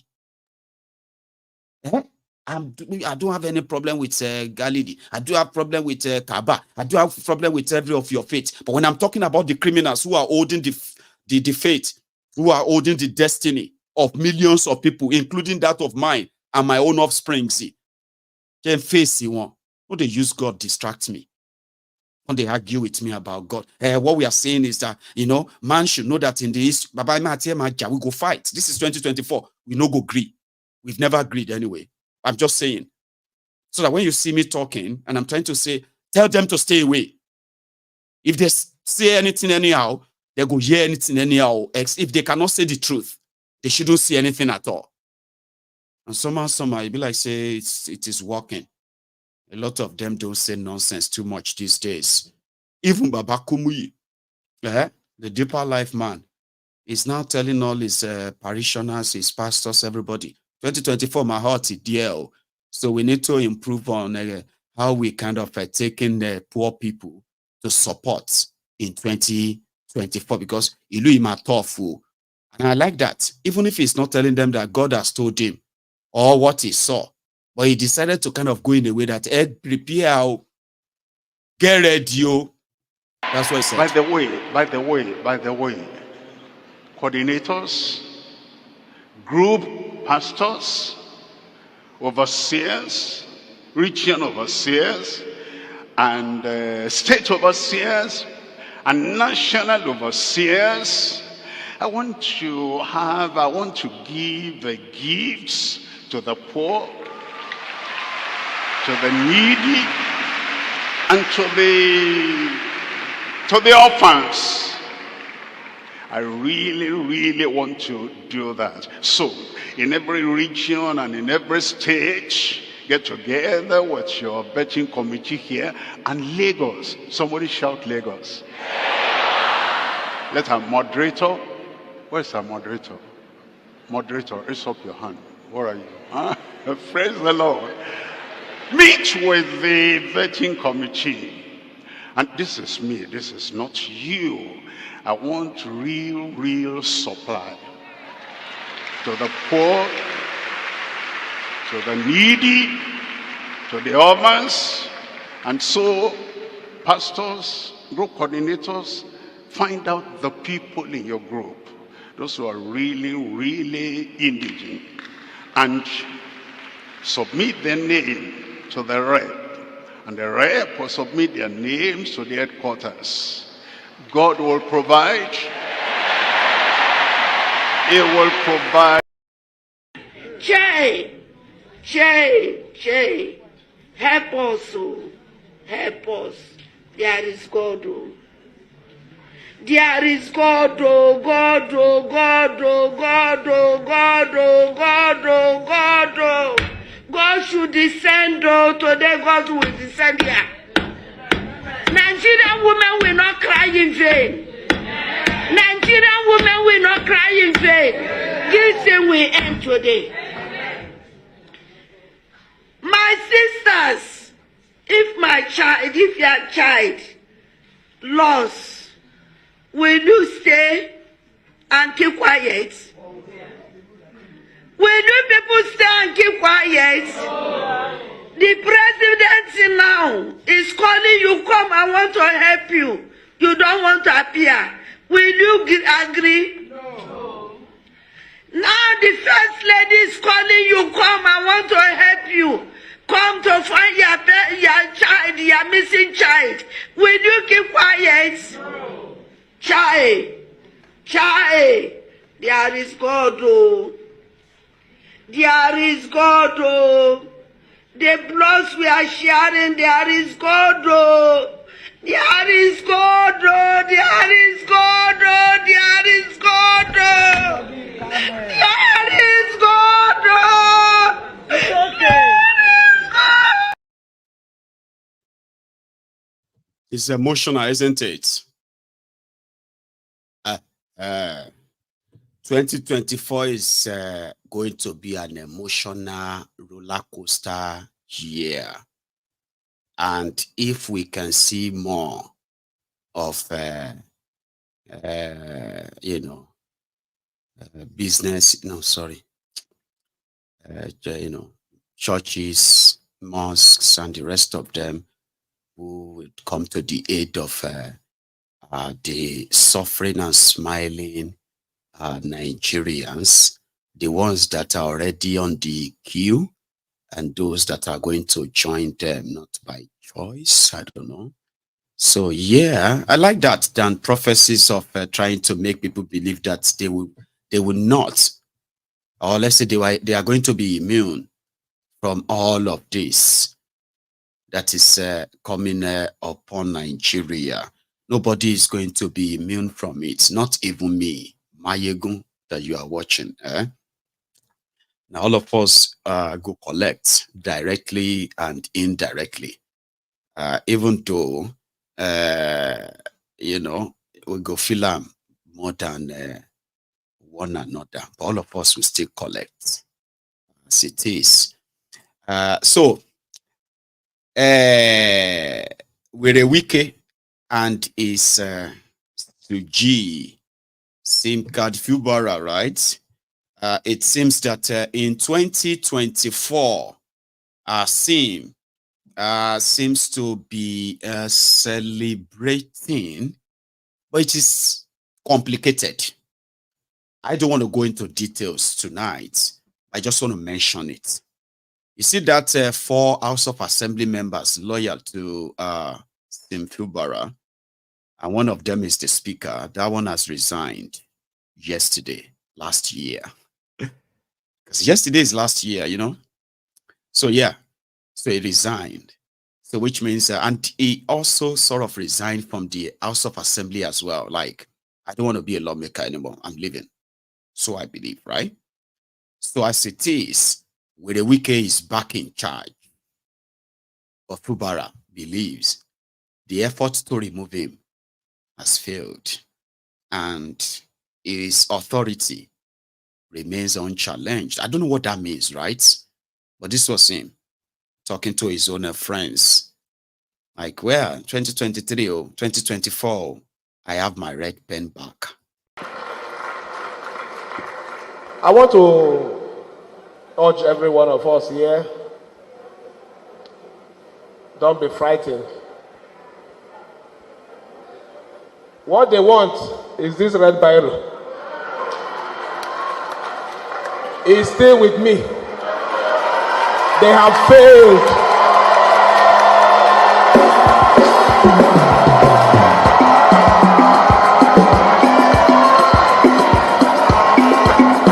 You are the winner. We are the winner. Because we are still signing the red Bible. And so long as we are signing the red Bible, development will continue in Rivers State.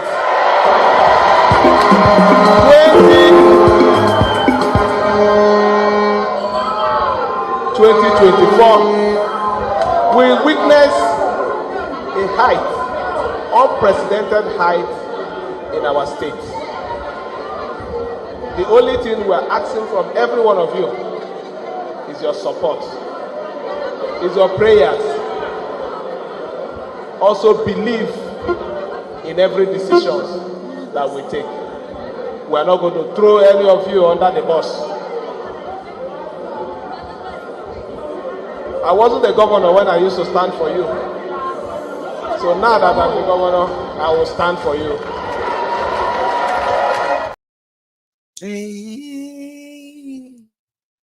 I still have my red pen, red biro.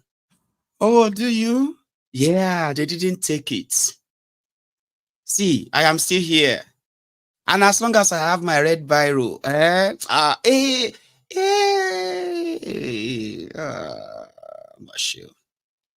2024. Me and Shas know say, for those who survived Bokuwari, without believing in Bokuwari for 1 minute, and Bokuwari ended up destroying Nigeria. And a lot of you who never believed in Bokuwari and APC for a minute, you survived them. And today, you have been vindicated. There are so many of you, so many of us who did that, who survived Chateau. And right now, we believe those who brought in this calamity and continue to defend it, and all of that, make nobody want to change the narrative in the next few months, like you are already doing in the past 7 months. Make nobody can't deny their role in bringing this destruction. APC, Egbekegbe, and begin to look for sympathy. Omo, no give anybody sympathy or shikon. Are you with me? I love friend sympathy or shikon. Or another thing, you see all of you, the Olori Buruku, APC, Egbekegbe, the Abobakus, the Alimajiris, the crumb eaters, Rump chasasi, aslikasi, oraisasi, the bat study, the batty DOT, and the rest of all the side barbarians and the rest of your clan. May nobody die, you. None of you die. You say you won't try. Say, okay, oh, the situation don't go happen. Like, you know, if you continue again, you won't come once, say you won't die. No go try, say you won't die. Oh. All of you we brought this calamity. Una go share in the goodies. Somebody said Zakoji, pray for Zakoji. Of course, so pray for him. Oh. I said it the other day. Me, I don't, even Bible said, we don't want the death of a sinner. That is except if sinner is repentance or secret repentance. Makes Zakoji no go die one useless death to Shikon. I don't want to write any RIP for any of all of you Agbadorians. You go day here. You will enjoy the renewed shege. You understand now? Everybody will stay here and enjoy it. All of you will be say, somehow you go to think say make death just take you, because you know if you take him again, death will not take you. Are you with me? If you sick, you go heal. Even if you sick to the point that hunger won't kill you, you will recover miraculously. You will stay here and enjoy the shege. So this year, Abuja people, MC Olueron has handed over to his own successor in Lagos, and he's moving to Abuja.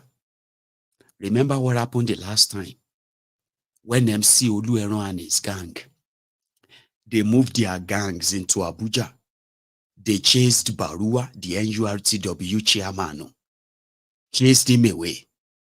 And Barua called the police IG that MC Olueron led some thugs to the national headquarters of NURTW in Abuja, that the police should come out and protect him because MC Olueron says he's untouchable and it is order from above.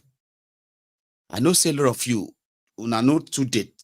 You know they take before you forget things. You remember, have you can run in let me remind you. This was just about 3 months ago. Barua was chased away.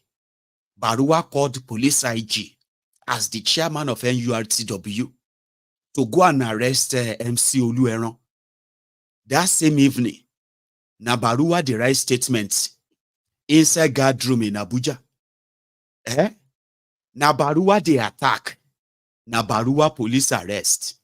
Barua had to write a statement that he will never cause trouble again. He will never cause any person where they attack. Now in the right statement that he will never do it again. Ladies and gentlemen, as at yesterday, a bit 2 days ago, MC Olueron has handed over power of Lagos NURTW to somebody. And he has made an announcement that order from above. In 2024, he will become the NURTW chairman in Abuja. Somebody said election. Tinubu did election. But Tinubu still did campaign, they rig it. That will be the last time you are going to have elections, something you call election in Nigeria. Do you not know that? Oh, you are keeping your PVC. Democracy. Who be this guy? When did you see? Where are you living? Why are you asking all these questions? Democracy. The last time you are going to see people group together, say they want to go and vote in an election. That is the February 25th, 2023. You're not supposed to go take pictures. Go and archive all the pictures that you have for 2023. That will be the last time you will see election. Like something that look like elections. MCT announced, Barua said, no go ask for election. You they ask for election. Election call. I'm the state chairman, National Union Rotors for Education. I'm incoming president, National Union through 36 states, inshallah. Sego will be next state chairman, 1 month. With the fellow governor, CP, Commissioner for Transport, SA for Transport, or she go along and do things along work with one because I felt peace in Lagos State. That's it. Do you get it? Oh no. Also, when I say, do you get it? You say yes. Because if you don't get it, forget about it. You get it? Okay. If you don't get it, forget about it. Forget about it. So Abuja people, you may begin to hear regular bo na demo. And you are welcome to the Tinubu's criminal structure. The one that the obedience said they would destructure. Said no structure 21, no structure 59, no structure 99, no structure 150, no structure. In other places, they'll be like LUP 75, LUP 76, OB 77, OP 78, 77, 70. Structure, yeah, the criminal structure. So if they tell you to go and get your PVC, PVC, that the structure, now they see so. In 2024, you will see the structure. And I don't know how prepared you are, but you will kind of understand that a country without a rule of law is not a country, it's a jungle. In fact, it might even be worse than a jungle, like Nigeria is, because you cannot even use the logic of a jungle to kind of, try to read the place. You can't. It doesn't work that way. But sometimes they say, well, it's a jungle. Some said it's a banana republic. I said, banana republic is a place where people are united. Where bananas. Where bananas are united. That's why it is called banana republic. So if everyone goes banana or everyone goes bunker or like this, everybody goes banana, they are still pretty much in banana republic because they are all bananas. Nigeria is not a banana republic. It's not a jungle. I have no description other than a contraption. Contraption. It's like when lunatics takes over the asylum. You get there, you see the mad people, they in charge. The entire asylum is being run like, okay, well, that explains it. It is Nigeria, I want to take calls tonight, but the moment I cross my 2 hours, it just makes like, we won't have much calls in and all that. But it's the new year. A lot of you will probably just want to say Happy New Year and all that to me, right? So I'm going to wrap it up with the clip of Shore and other young people showcasing the wasting resources, you will say. Like you will see all of these things and you'll be like, how come the people are poor? They shouldn't be poor. But it is Nigeria. I'm going to take calls, I promise. Even if it's just for 45 minutes tonight, okay? So Shore, back home, something we all love to do. I want to do this. If to say Nigeria is safe. But Shore will be like, no, it's safe. Come here and all that. But you know what I mean. Because we are not all Shore. I love this. Okay. How do I do now?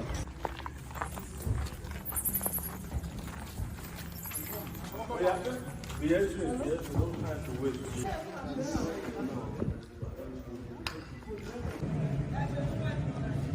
Leave it.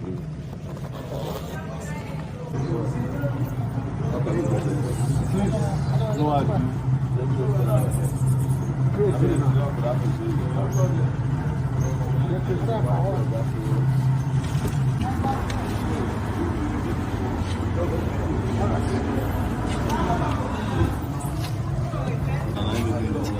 I know the hair was. It's not because we're nowhere now. I know where. Okay. And even if at the end of the day you can't record and post and they say why not live jacket? They go have about question down. Why not live jacket?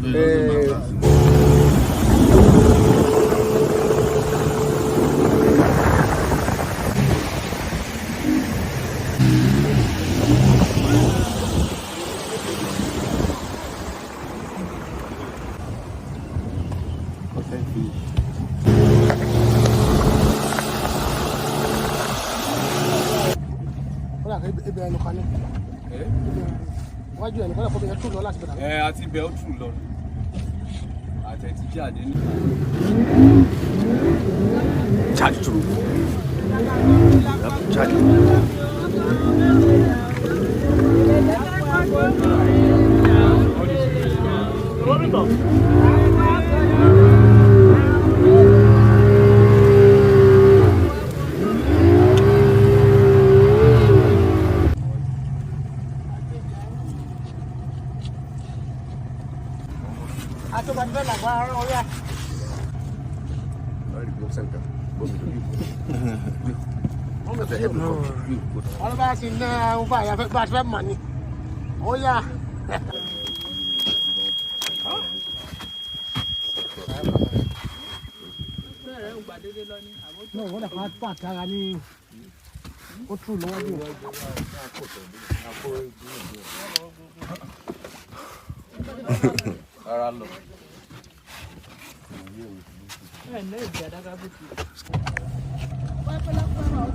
Alright, these guys were trying to go to some larger villages that way. I hear it. This is Alakwe River. This is a function of government abandonment of waterways. Just can't go, and we're going to try to go by land. That's what we're trying to do now.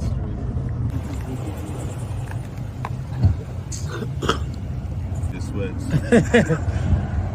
See what people are going through here now.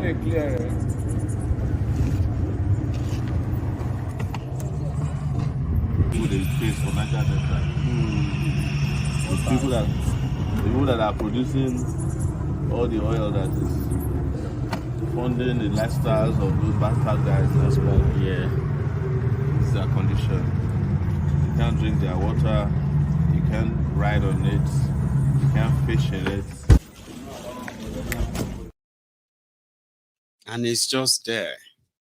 And the people have been limited to what is the infrastructural availability that, they are limited to what they are exposed to.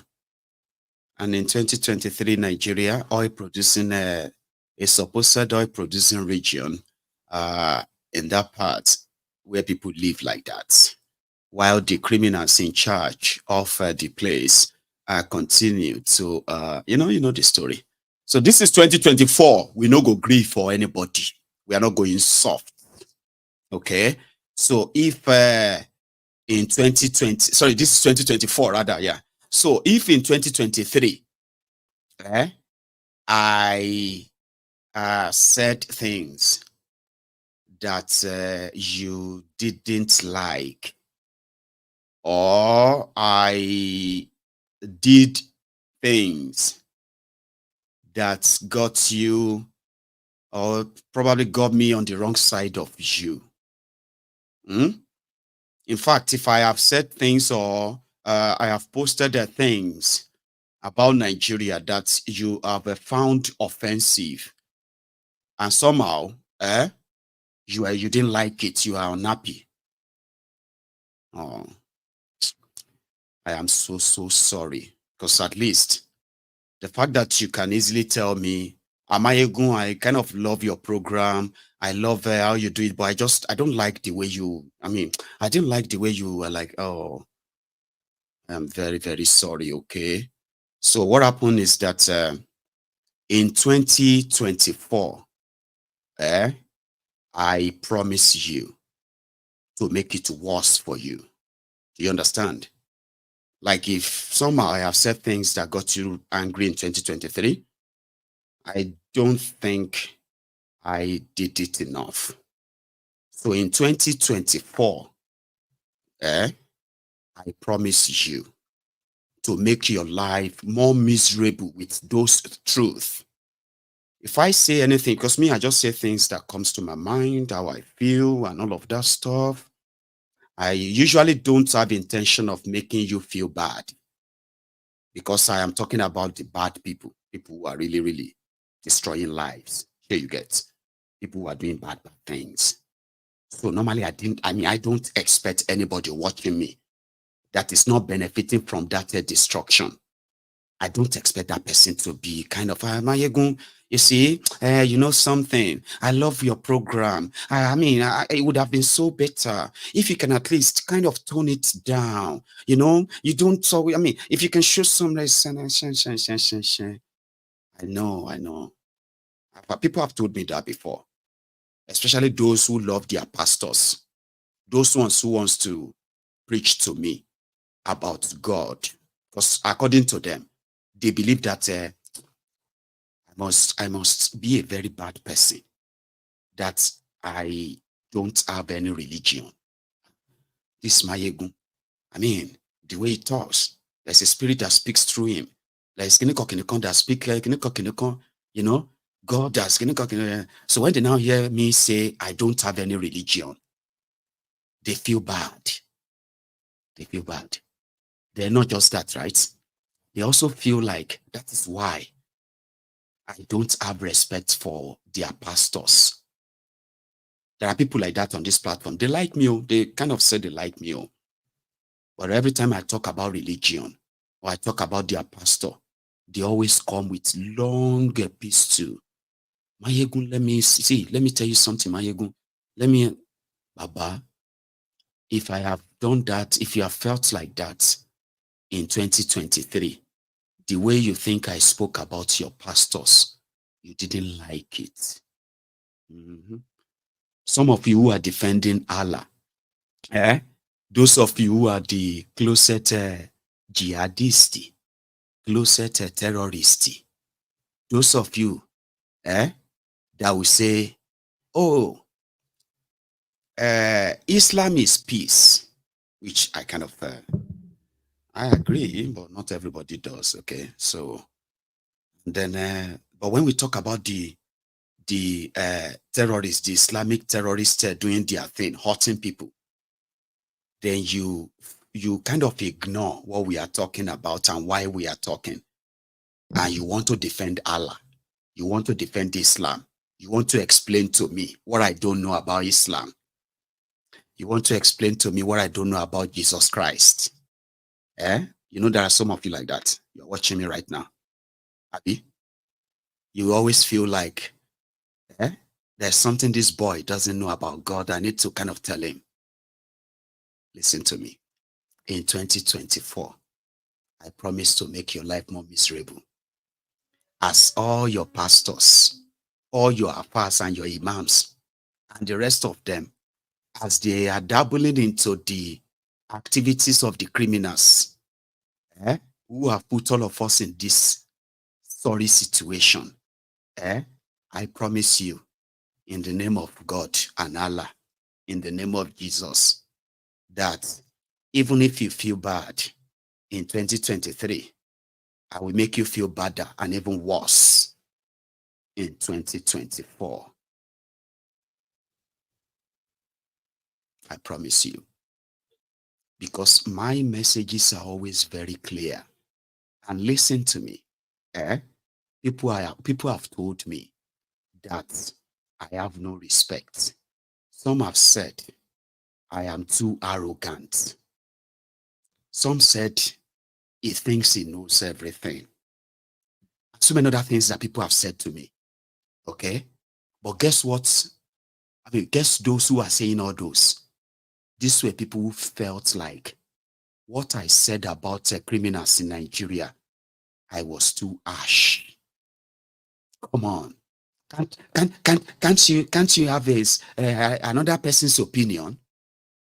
Another person's opinion to them is when they tell me to give APC, Egbekegbe, and the criminals in Nigeria, I should give them a chance.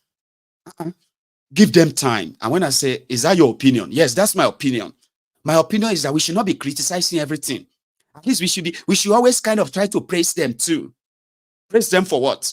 I don't know. I mean, there must be something good they are doing. Tell me, how many? Do you know? Do you know any good thing they have done? I mean, they cannot be that bad now. I just believe that they are not bad. So let us all be. That is their different opinion. So when you now said about you are not giving me anything, I don't have to. I mean, you cannot say 100%, 100% they are bad. said, but okay, tell us the good things they are doing. I don't know. I don't like APC. I don't even like Tinubu. I don't even like Kenekon. I'm just saying. I'm just saying that there must be something good. What do you mean that there's nothing good at all? I say, but you tell us now. What do you mean I should tell you? Go and find out now. Go and Google it. I don't Google them. I don't see any good thing. So I have had people like that. When they tell you that they are I'm trying to share my own opinion. I'm trying to give my own opinion too. I mean, you are not the only person who know everything. I'm trying to say my own opinion too. Their opinion is to shut you up. I have encountered a lot of them. They've called me so many names. So there's nothing you can call me. There are people who haven't called me. But most of the people who call me names, who call me this or that, they are those who feel offended because of what I say about the criminals in Nigeria. That's all. You think you know everything. You think you know everything, Abi? To know. I say, but did I lie? Say what I said, did I lie? I'm not saying you are lying. I'm just saying that person should not be doing to know. We should not be doing to know. I say, Lori Buruku. So call me whatever you want to call me. You don't owe me anything. I keep reminding people that, okay? So on MaiyegunsDiary Politico, you will hear it exactly as it is. And you will respect me for being very consistent and honest. And people who are here kind of respect me. A lot of my brethren respect me. That is why being the first broadcaster tonight for the year 2024, like I said, if you are one of those that my sermon didn't upset in 2023, do not rush. This is 2024. It will get to you too. It will get to everyone.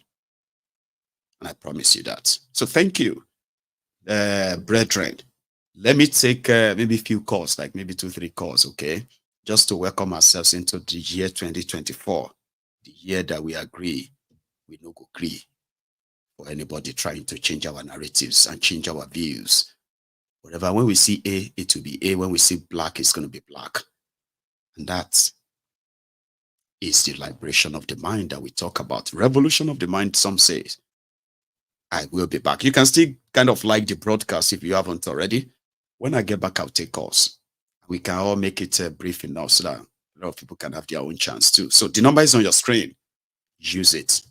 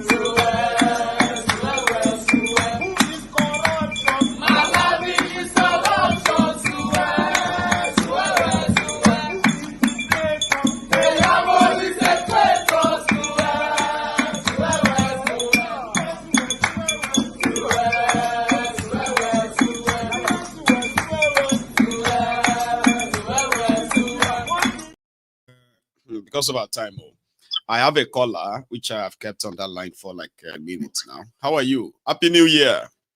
Happy New Year, my bag balagba. Happy New Year, sir. Compliment. How are you? Compliments of his Martinelli, Baba. Oh yeah. Happy New Baba, Year, come on, yeah, Martinelli. You know, say the this year, can year wait till be this year motto again. You remember that? Baba, no start from the beginning of the program. Yeah, you don't miss. The motto for this year is that under no circumstance, right, should you agree with anybody who might want to tell you that your your anger, your rage is not legitimate. No grief for anybody. That's the motto this year. Oh, that's very good because I came with the same.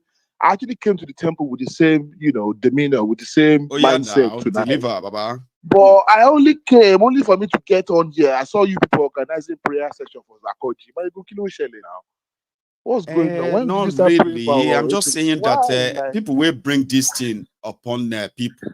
Maybe they don't even think and say they go just come suddenly die, leave everybody now. Yeah, but Baba, what if to say now the Ogun when some of us don't already throw give them and they fire them already? Baba, might be sure go still tell Ogun to relax. Baba, you don't understand. They might say, okay, now, okay, I if Ogun can't take them, who will come face all this shege alone?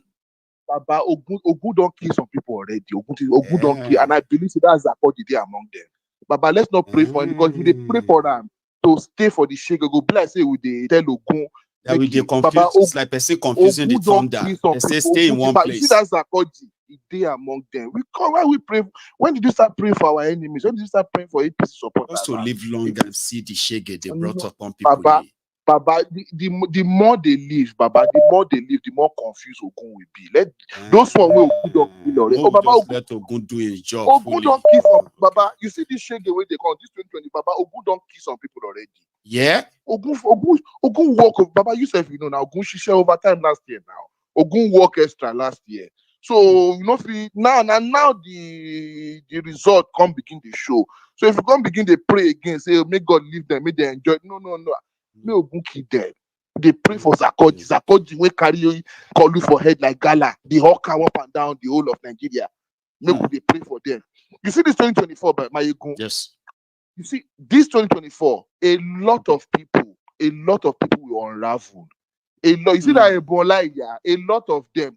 I'm just waiting. Ogun will keep people this year plenty. So you know won't make anybody confused. I know what I see they see them, they take them out. If I hear you say make we pray for anybody, APC, Baba go now you are called Ogun for. We pray for who? Okay, I no go ask you say make it. I say make they know the think and say they go easily. If you want pray for anybody, Baba, you see those people who already give their life to Yoruba nation. Those people who don't give their life to Biafra nation. Those people who don't give their life to Kwarafa nation.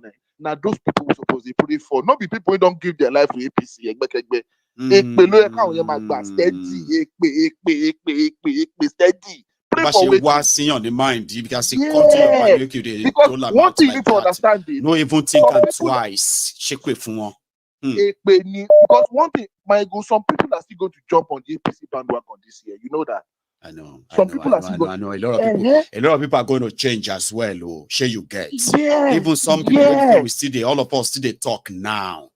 By the time the thing enter June, and as they talk, they say Shakpa no be anybody's mate. Oh, it no be anybody's mate abroad. We say some people say. It not be anybody mate. So why should I be praying for somebody to come out to get better so that I can enjoy? There's nothing to enjoy. Let him go and rest. You understand? May Ogun killer, may go rest for you, Alujono, may he did make it just be like -1. You are like God. Now you are talking, Maiyegun, -1, bro. Come on, bro. -1. Because the people where Ogun go kill for this 2024 is plenty. Ogun just be like this poster with your screen. You know, saying a vampire be 2024. God bless you. May he just okay. Make it just a shop everybody they go. Make it a shop then they go. Make it a shop then they go. We're not this year a year of no mercy. Yeah. You are not going to be on our side. No peace for the wicked. Because bro. I'm not going to wish you wicked, but if you've chosen to be with APC, be motion for APC. No mercy, no nothing. I think I like that. No mercy. So, Martinelli. God bless you, Baba. Happy New Year to all my brothers in the temple. God bless you, Baba. Nice one. Martinelli. Hey, I thought I go on there. Hello. Hi, brother Maiyegun. Happy New Year. Happy New Year. Is that Celia? Yes, sir. This is Sheila. Yes. Oh, Celia, rather. Yeah, no, Priscilla. Yeah, Celia. Come on, I say Celia. Okay, I think I kind of stretched it. All right. How are you today? And yeah, Happy New Year to you. Thank you, sir. I am doing fine, and I also wish Happy New Year to all the members and family of TOT and their dear family too. Bless you. Thank you very much, milady. Please. Yes, sir. So, part of my motto for this year is Operation No Mercy for the Wicked. I mean, the politicians and whoever they are, Operation No Mercy. We're not giving them no mercy because as I drive, you know, I was driving and passing one, how will I say, one small town like that. And then they have cows, they're rearing cows. Okay, what am I saying? Do you know that their cows are having fun? Like fun, they put fun almost on each of the cows. The cows are outside in their, whatever, their part, what they call it. And they have, I think, if these people can even provide inside their own fun ranch, for a cow outside. And you are driving past those ranches and you are looking at those cows and your mind goes straight to Nigeria and be like, oh, man. Oh my God. That is the height of it. That is the height of it. If people would take their dog to take injection, what they call it, immunization or what, $500 for a dog, aja. I say, Ian, what is wrong? So Operation No Mercy, I'm not going back on my word. I maintain myself, give them no beating face. See, I'm waiting to meet one of them in LA. I'm waiting for them. Until then, Lord, keep doing what we're doing, and thank what you. The Yoruba says, whether there is fight or there is no fight, you're always there guiding, getting yourselves ready. Like the man no war, always be ready. That's Yes, you. sir. Yes, sir. I like that too. No, That's the spirit. I am here ready. That's it. Thank you very much. And take it easy yourself, okay? You have a very wonderful one there, my lady. That's Cecilia there. You know, I think I've got Ahmed. Who is this? No, Ahmed. Yes, sir. Hello, can you hear me? Hello. Idris, yeah? Hello, good evening. Hello, good evening, sir. Idris, New Year, brother. Happy New Year. Happy New Year to you, sir. Happy New Year to you and your family, sir. Yeah, bro. Yes, sir. The last time I spoke to you, I was trying to call back, but I couldn't get through. So I want to say thank you to everybody that put up assistance for me last year, and I really appreciate it very much. And we don't continue to provide for everyone. So, firstly, please, I want to ask, here in Nigeria, I think 3 or 4 months ago, the time was the same. So, please, like, when will the time be accurate to that of Nigeria? Or probably because I think it's 1 hour difference. Yeah, we are correct. The time difference. Yeah, it's going to change in March. I think it's going to be the 25th of March. That is when our time will go back to the same time. But of course, I'll let people. Okay. We still have like 3 months away. Okay. So let me quickly just go back to what I want to say. Firstly, I want to appreciate you because last year the enlightenment was so broadened. Because I don't know, probably I will also be one of the fanatics, be it the politics side or the religious side. But thank you for the enlightenment. You don't really know this message really is going deep into my mind. Even the last night broadcast, I was actually almost shedding tears because I actually go down to the memory lane of the retrospection.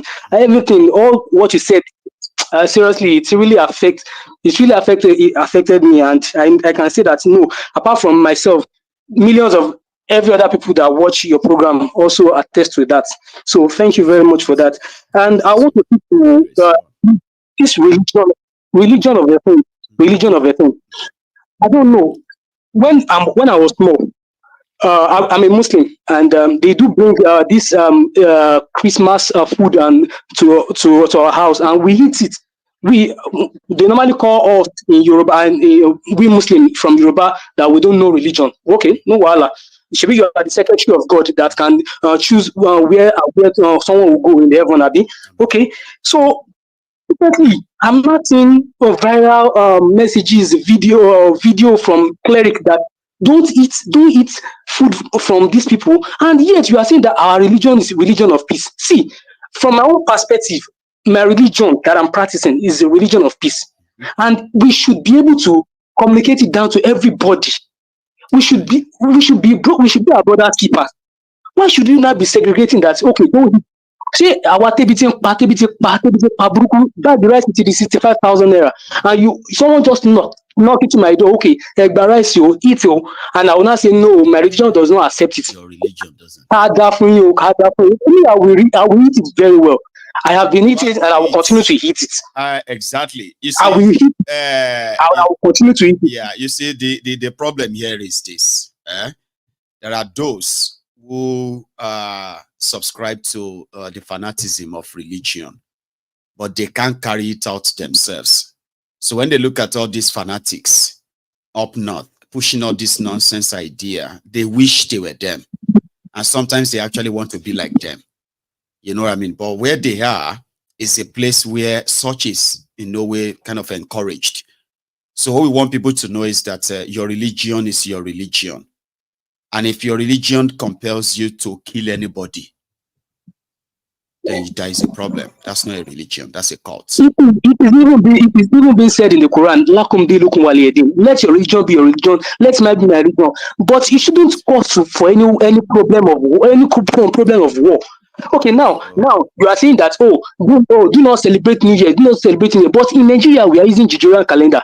Now, January in the next 5 days now, January 5th is my birthday. So you don't want me to celebrate my birthday? Okay, so sorry about that. I want to wish you happy birthday in advance, Maiyegun as well, because we also play January as well. Thank you, Idris. Thank you for that. Okay.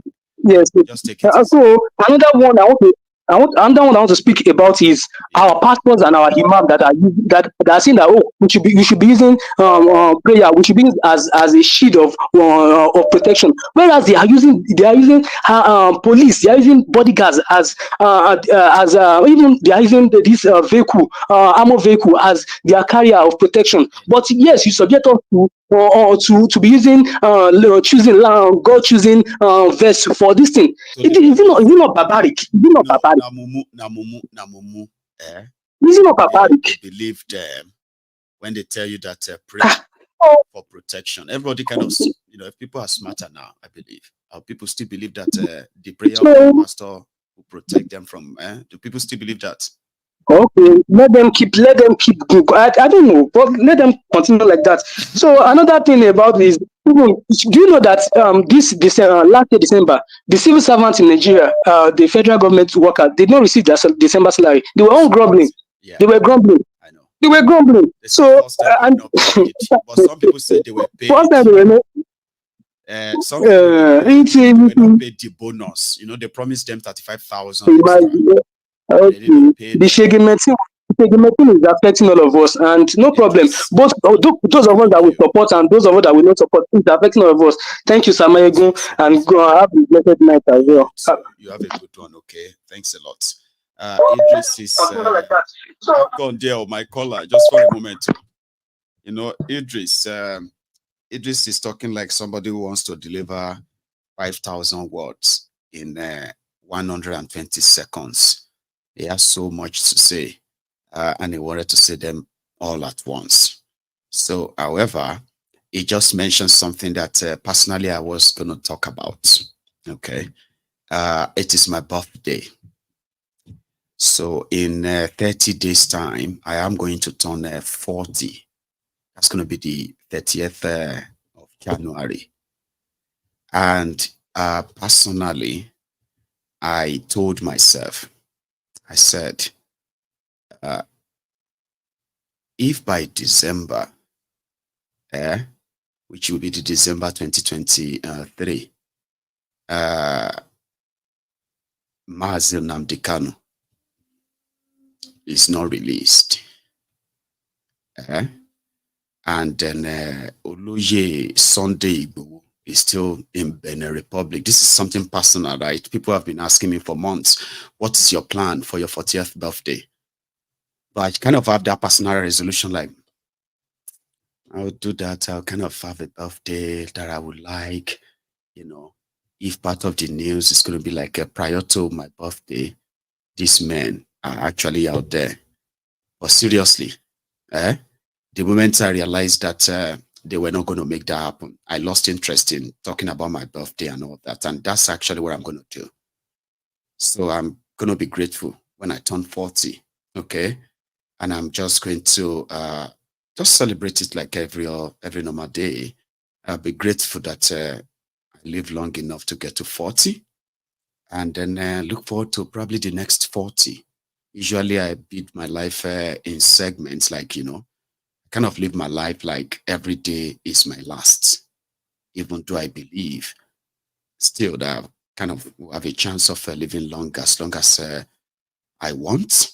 But nevertheless, I kind of live my life like every day is the last. So it's so personal that a lot of people who have been messaging me, what's the plan? What do you want to do? What would you like to do? Do you want us to kind of put this together? I have just been telling them that, you know what, I'll let you know. So tonight, I'm kind of letting everybody know, okay, that we will all look forward to my 40th, and everybody will pray for me. I will spend our time possibly together, maybe briefly. Then I will go away and spend some time with my family. Thank God for my life. Thank God for everything I have kind of managed to get my hands on, okay? And then be hopeful for what the next year brings. So I won't be celebrating my 40th birthday. That's what the long story is all about. You get that? And I don't mean to kind of get you to be no, you don't need to feel anything at all. It was just something so personal that I believe that I've kept it on, hoping that the news will come, because I was personally interested, especially in releasing that innocent man, Nnamdi Kanu. Or if they won't, I mean, come on. I can always celebrate another one that I can actually feel. You know what I mean? Anyway, I'll take this. I am so sorry I kept you waiting that long, okay?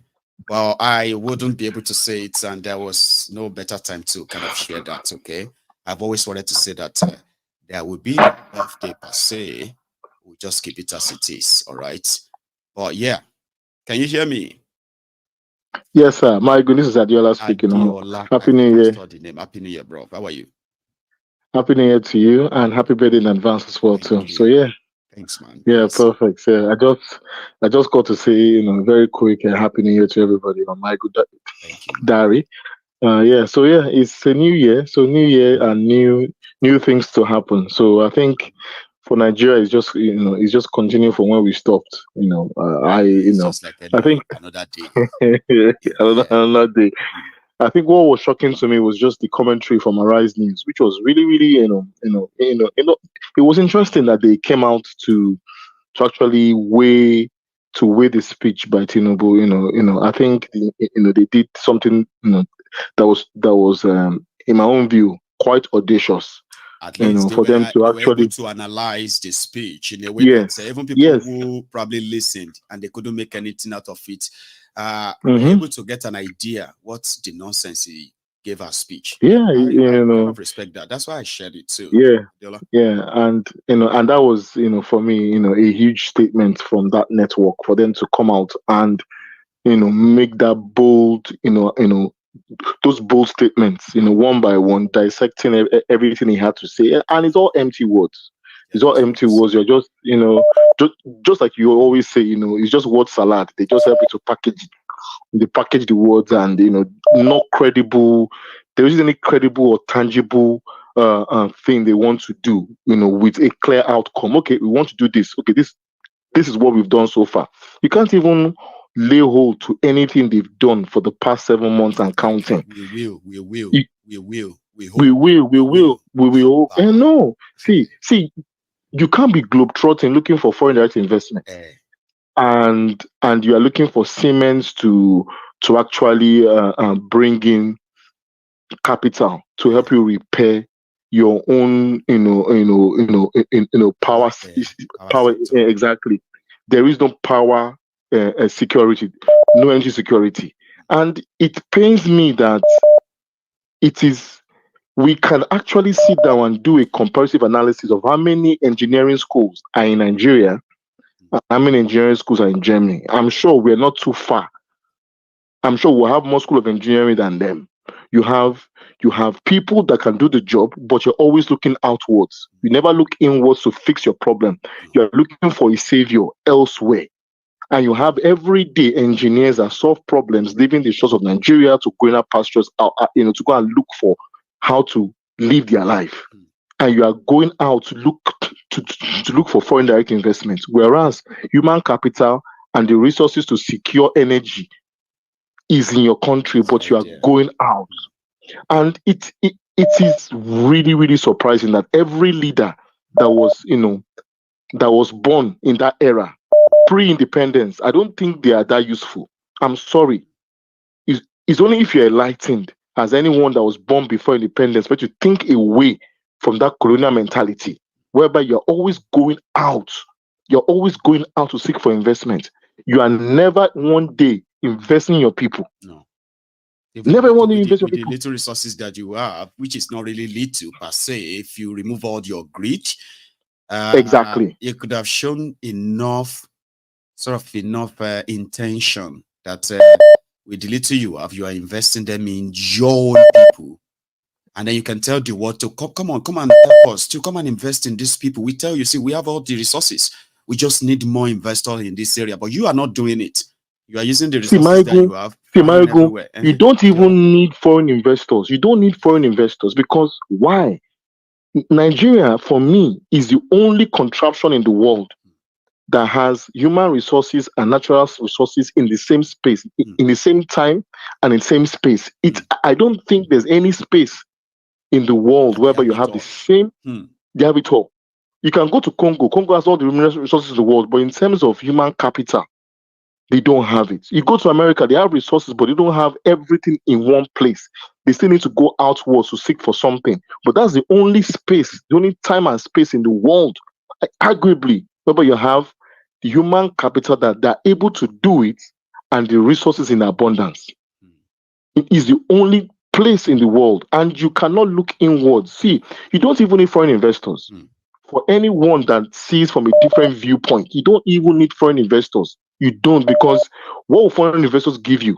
$1 that is not backed up by any tangible asset, but a promise to pay. Someone is giving you $1. See, but it's like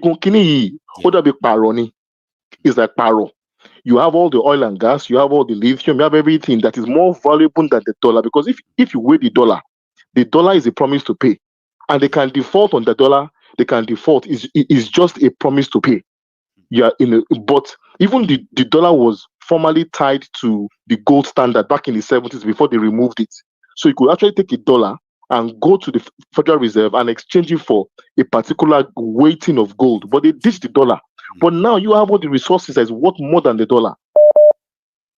Everything you have is worth more than the dollar. The gold you have is worth more than the dollar. The lithium you have is worth more. Global lithium price is worth more than $1.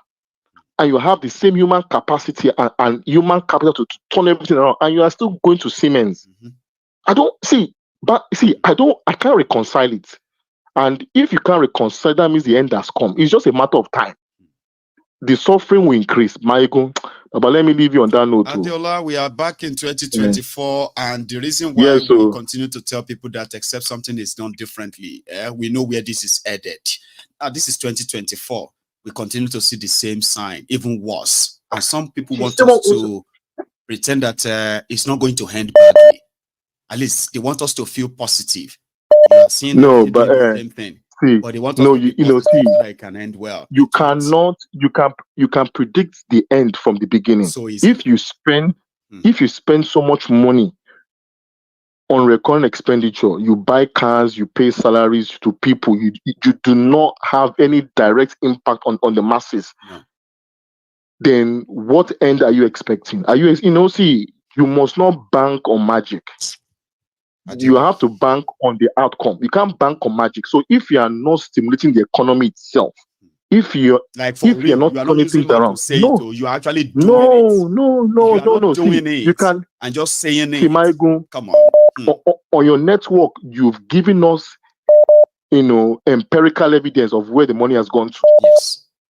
So has it gone to the real sector to transfer the economy? No, it has gone to people's purses. So why are you now expecting that money will automatically, just suddenly bring a boost to the same economy they didn't put it on? That money cannot just suddenly transmogrify into economic prosperity. It does not. There's no transmogrification into economic prosperity if it lands in private pockets. It doesn't. Adiola, so, Baba, let me take enjoy. another one, right? Thank you very much. Bless you, sir. Welcome to 2024, bye, Baba. You take it easy. And you too, sir. Bye. God bless bye. you. That's Adeboye right there. I have another caller on the line. Please, if you are still watching, you should take a moment and like the broadcast, okay?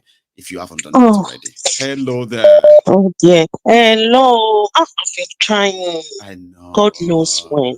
Well, it's going to be new year, new resolution. So, yeah, you are, ma'am. Okay. Happy New Year. All right. Oh, same to you, and happy birthday in advance. Thank you. Let me quickly, because of the time. Please. I need to talk to. I'm a Muslim, you know that, and I need to talk to the Muslims. Please. Right? Yes, if anybody is saying something about what this all these stupid and wicked, wicked, cruel people are doing, and people are now saying, "Oh, you don't have to mention Muslim, you don't have to mention Islam into it." Please, they need to check themselves. When these people are doing what they are doing, what did they mention? Are they not mentioning Allah Akbar? Who always say Allah Akbar? Is it not Muslim? Are we not the one saying Allah Akbar? So when they are doing that and they're saying Allah Akbar, so who are doing it? Are they not Muslims? The fact still remain these people are Muslims, right? If anybody, and if you really want to talk about this thing, everybody needs to go and say these people. Cause them. Yes. We need to cause these people. We need to put effort together to go against these people.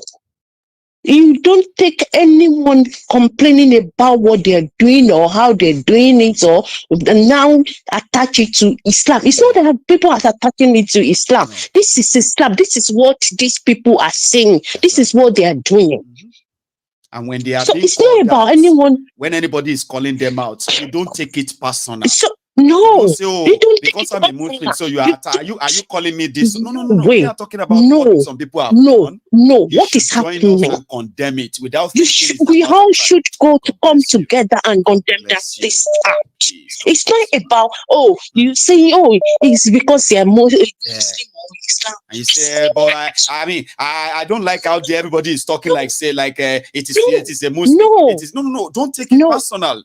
Join us. Don't take it personal. This is the fact. Yes, let's condemn it together. I want to ask this guy that called that day, Nuru Kazim. Yeah. I want to ask how many imams, how many afals have come to the social media to condemn all these acts? Well, I don't think how many of them come to social media with everything these people are doing, the damages, the killing they are doing. Yes, we all know. Me as a Muslim, what they're doing is not the right thing. It's nowhere in the Quran that they should be doing that, right? Yeah, I know that, but they are doing it, and they're doing it under the umbrella in the name of Islam. Exactly. Yes. So instead of anybody taking it personally, you join everybody to condemn them. To condemn them. And you don't need to condemn this act. And all this even what is his name? The guy Yeah. You know, the guy that called Nuru, I mean, or he's something. watching. He's probably watching you right now as well. Yeah, yeah. It's so. If probably you read Quran or anything, why can't you just get a program? I mean, do a program to say yes, this thing is wrong, and they hold their fast, they hold all our fast to come out and say this thing and to just condemn this act. This thing these people are doing is too much. It's too much. It's like it's wickedness. It's cruel. It's so disheartening. Instead of us to say it the way it is, a lot of people are going to try to deviate. They are going to try to around that time. That would be, you know, Nuruddin was even saying, but they are killing Muslims too. I was like, listen, we are talking about what is going on now. Why is it now? Yeah, why is it now that you think you have to protest the Muslim too if you are not trying to stop people from saying it?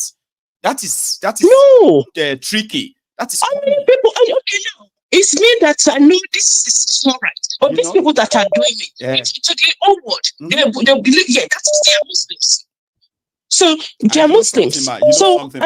You know something, man, right? You just said something here that those who knows that what these people are doing is wrong, and they as Muslims, they personally condemn that, but they probably don't do it publicly. That in order for you to get people to understand that, indeed, not you are not in support of this, and you don't want people to align it to Islam, right? Why don't you just put up a program on the same social media to educate the people, condemn this kind of? But you know the truth, man. You know the truth. You know the truth, right? If anybody tries it, even if you try it, right, they will begin to threaten you. The same people, they will come for who me. believe that those people are terrorists. They don't represent Islam. You as a Muslim, when you begin to explain it, and they have your face, the same Muslim will begin to threaten you, and that's the real life. You know that. Imagine. And that's why a lot of people don't talk about it. A lot of people don't want to. Because they cannot be dealing but with all these are fans. All these are fans.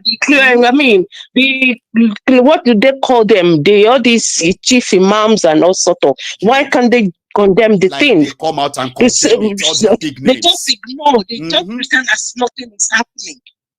But they will keep what does that mean? They keep quiet. They're not saying anything. So what does that mean? Anyway, that's that about they are enablers too. But I love the fact that you raised this point. Exactly. You did raise a very valid point. That simple makes sense. They don't care as well. No. But they are mostly angry at how people react. You know that? React. It's like when people begin to react. It's not supposed to be like that. Don't say that. Oh, it's because you hate Islam. You cannot be talking like that because of some people. What they are doing is causing I mean, the good is causing the phobia. See, they said Islamophobia, right? Somebody shouting Allahu Akbar before they kill 3-month-old baby, 4-month-old baby. And you are saying people are scared of Islam. Who won't be scared of it? It's happening. Yeah, exactly.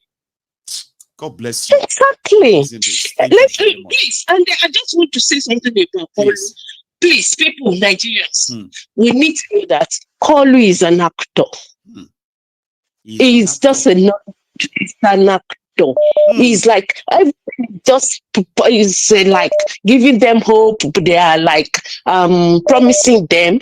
It's like when he's in his room, whenever he wants to come out to talk to the public or to say anything, to face camera, he will put on his garment, Nollywood garments, right? And they will now start acting. They will do some role play before they turn on the camera. I'm telling you. So when he's out now, he starts acting and starts saying this, be proper professional Nollywood and all that accent too, eh? And instead of a fiscal year, you'll be hearing things like fiscal year, fiscal year. Jeez, and we start saying, and we start picking some saying grammars and also just for you people to know that he's smart, he knows what he's saying, and also that is what he's doing. Kolu is just promising them, purely put them, bury everybody. That man, I want people to know that man is wicked. I'm telling you, that man is evil. do forgive me, but that is the way I perceive him. Even right before the election, I always say to people that I don't, and my spirit never agree with that man. What I see in him, because people dying and all sort of the way people are feeling, he doesn't care. No. He cares not. He doesn't even care about anybody. Let me leave for now. Thank you so much. God bless you. I mean, yeah. Happy New Year, everybody. Yeah, so happy New Year to you too, Ajia. Please, you have a wonderful one, okay? It's also it's also Monday. You know what people said about Monday? They said, almost 2024 started on a Monday. The content say shege good day, you know, believe. We all know say Monday no be joke, you know that. So if you are not serious about your life, like, you know what I mean? Like, if you are the type who is like a carefree, who doesn't really take things too serious, and you better get serious. January 1st, 2024 started on a Monday. You don't know, say, oh, more. Now, shege be that. So I wish all of us, you know, a prosperous, wonderful year, 2024. Above it all, right? I pray for good health for all of us, because listen to me, without good health, all those dreams, all those aspirations, all those, what have you, they are nothing. And that is where people talk about vanity. Like this whole life service vanity. Here you get. So I encourage people to live every day like it's your last. Nobody because you won't die. Nobody won't die now. I mean, we don't have any control over who dies or who doesn't. But listen, in this 2024, as hard as Nigeria is being projected to be, all you have to do is to make sure that you know what you want to, the level you want to take yourself to this year, and focus on it. So the idea of what Nigeria is going to be in 2024, it's going to be tough, this or that. They are just an idea it's already tough. They are just an idea for you to sort of put together your thoughts, put together your focus, know what you want to do, pursue them, and make sure you achieve them, because like, do it like your life depends on it. Nigeria is going to do everything to take everything away from you. So you knowing that is enough for you to be determined. May you not grieve for anybody. When you are determined about what you want to be and achieve, focus on that and pray that you get them achieved. I have got my own dream for 2024. One of them is to ensure that this platform is bigger, more accessible. More people are able to come on and then enlighten us. We all need it. Because, yeah, you need a population that is going to stand up and fight for what is right. They must also have the right information, access to it. Enough of it, abundance of that information. I want to invest in that this year. And I know I'm going to get all the support I need to make that happen as well, right? Apart from that, you know, once you pray for good health and you work towards that, please take your health care serious this year, okay? Now, I am very serious about this, all right? A lot of us don't really think it is necessary to check on our own health and be very sure. We are young, I'm energetic, I've never been sick. Do not deal like that this year. I don't want to lose any of you. Those things that are completely avoidable, preventable. So take your health care serious this year, all right? If you are drinking, I don't care about your age. I would advise if there's any time to cut it down. For health's sake, please, this is the year. If you smoke, right, if you can't cut it out completely, this is also the year to cut it down as much as you can. I mean, something that makes you healthier, happier, and be more ready to be more productive and prosperous. I want to see a lot of you do great things this year. A lot of us will do great things this year. As Kolu system, Kolunomics, that is Tinubunomics, is there to take everything away from us. But with the right information, and the right decisions and all that, we can all have a wonderful 2024. I'll leave it at that. Okay. And thank you. Kalu Okpara, my very great, brethren on the temple. Everybody who has been very supportive of Maiyegun. Like I said, you are so many and too numerous to mention. So you know yourselves. Okay. So look around you. Please, sometimes a lot of you have built relationship with yourselves, especially on YouTube. Look at me very well. when you begin to see some people who are always like part of your community, our community on Facebook, because a lot of you have different kind of community on that Facebook. I have to respect that. There are people that you probably know. When you begin to notice that you don't see them anymore, we don't know what is wrong with everyone, and we may never know. Okay? Please reach out. Sometimes just put it in that comment. Somebody you miss. Somebody who is very, very kind of like, you know, communicative, interactive, even if it's for the banters. I want all of you to pay attention. When you begin to not see them regularly, I want you to possibly, you know yourselves, ask about them. There are those of us who are probably in the hospital. There are some of us who are probably dealing with some terminal illnesses. They are watching the video. They can no longer comment like all of us, like we normally do, but they are still there watching in that state of their health. We pray you all get well. All of you who are regular MaiyegunsDiary Politico viewers that for some reason you can no longer participate in those communications, you are still alive. We pray for you that you will come back. So you know yourself, say hi to them when you don't see them, okay? And to all our brethren, that we will never know what happened to them because they are dead. You just realize that they are no longer there. Their social media no longer post anything. They no longer argue with you in the comments. We probably will never know what happened to some of them because they are dead. So we say again that for those of us who make it to 2024, we are happy, we are grateful.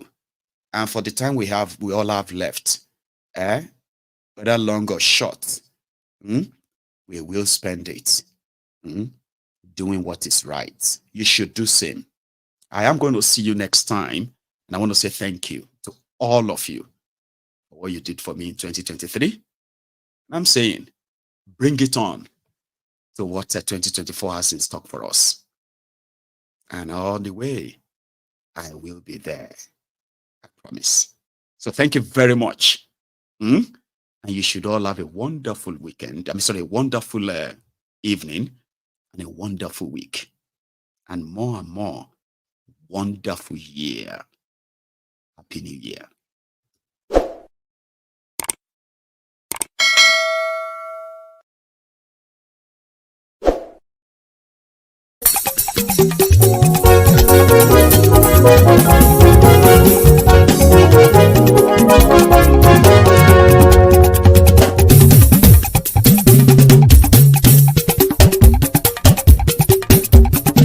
Maiyegun làwa mọ̀ làmọ̀ tó dòdòdò.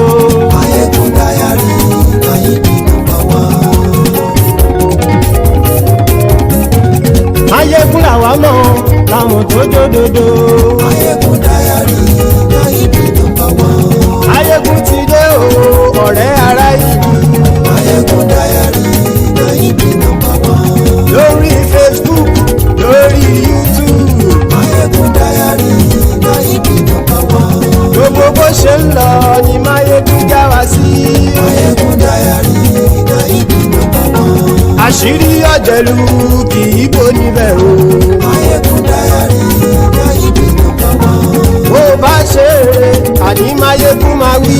Maiyegun Diary Maiyegun #1. Ó sì tún ṣe eré wàá gbọ́ níbẹ̀ o. Maiyegun Diary Maiyegun #1. Maiyegun Diary Politico. Maiyegun Diary Maiyegun #1. Godfatherism kò sí lọ́rọ̀ Maiyegun. Maiyegun Diary Maiyegun #1. Ẹ farabalẹ̀ sẹ́ o kẹgọ́rọ̀ lẹ́nu o. Maiyegun Diary Maiyegun #1. Àní Maiyegun làwa mọ̀ tó dòdòdò. Maiyegun Diary Maiyegun #1.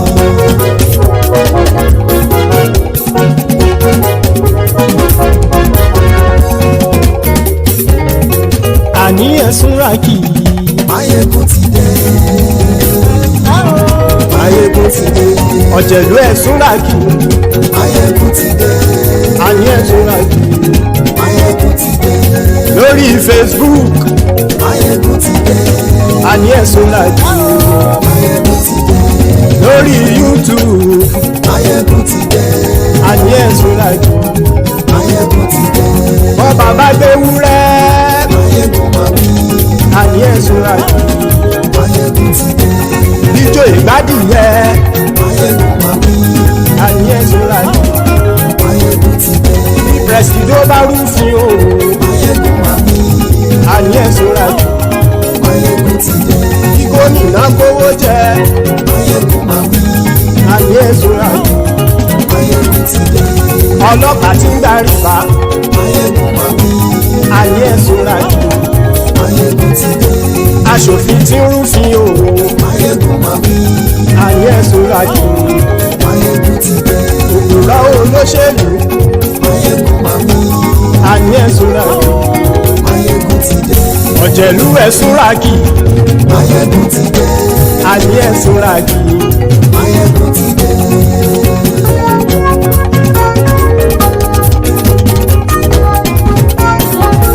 Maiyegun ti dé. Gbogbo ọ̀jẹ̀lú ẹ̀ Súrájì.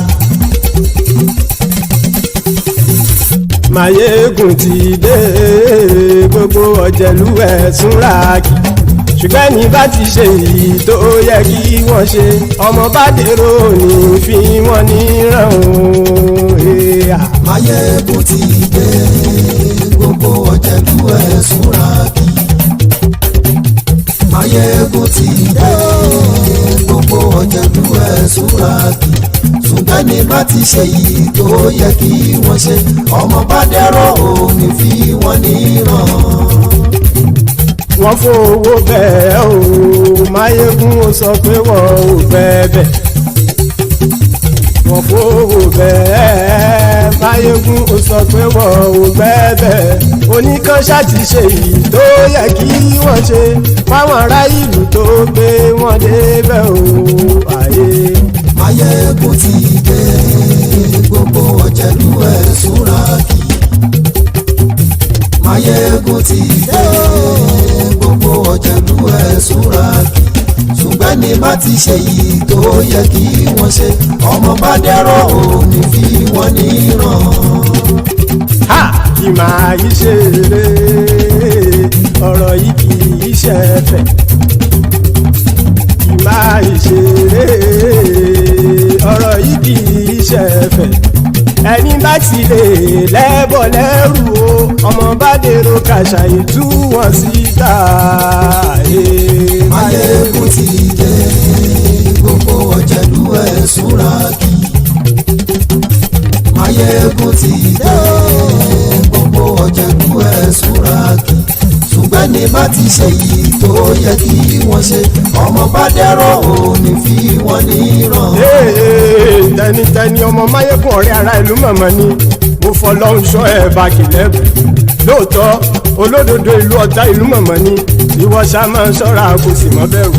Bọ́tà ń lè rí bóníṣègùn lé káwọn mọ̀mọ́ fi ṣera wọn ni ó ti dẹrùn tí wọn ò gbọ́dọ̀ sì mọ́ bẹ̀. Èèpo ọ̀bọ lọmọ bá dérò tàjẹ́ ò gbọ́dọ̀ jẹ́, ó ti dọba lórí àbínú ẹni kò sì mọ́ bùyà. Àìsíwọ́lu ní ẹnìkẹ́ ìgbódì ẹyin lábàrá o, ó kó ẹni tó bá dán o àkàmù. Maiyegun ti dé. Gbogbo ọ̀jẹ̀lú ẹ̀ Súrájì. Maiyegun ti dé. Gbogbo ọ̀jẹ̀lú ẹ̀ Súrájì o. Ẹni bá ti ṣe yìí tó yẹ kí wọ́n ṣe, ọmọ bá dèrò òní fi wọ́n níran o. Maiyegun ti dé. Gbogbo ọ̀jẹ̀lú ẹ̀ Súrájì. Maiyegun ti dé. Gbogbo ọ̀jẹ̀lú ẹ̀ Súrájì. Ṣùgbọ́n ní bá ti ṣe yìí tó yẹ kí wọ́n ṣe, ọmọ bá dẹ́rọ̀ ò ní fi wọ́n níran.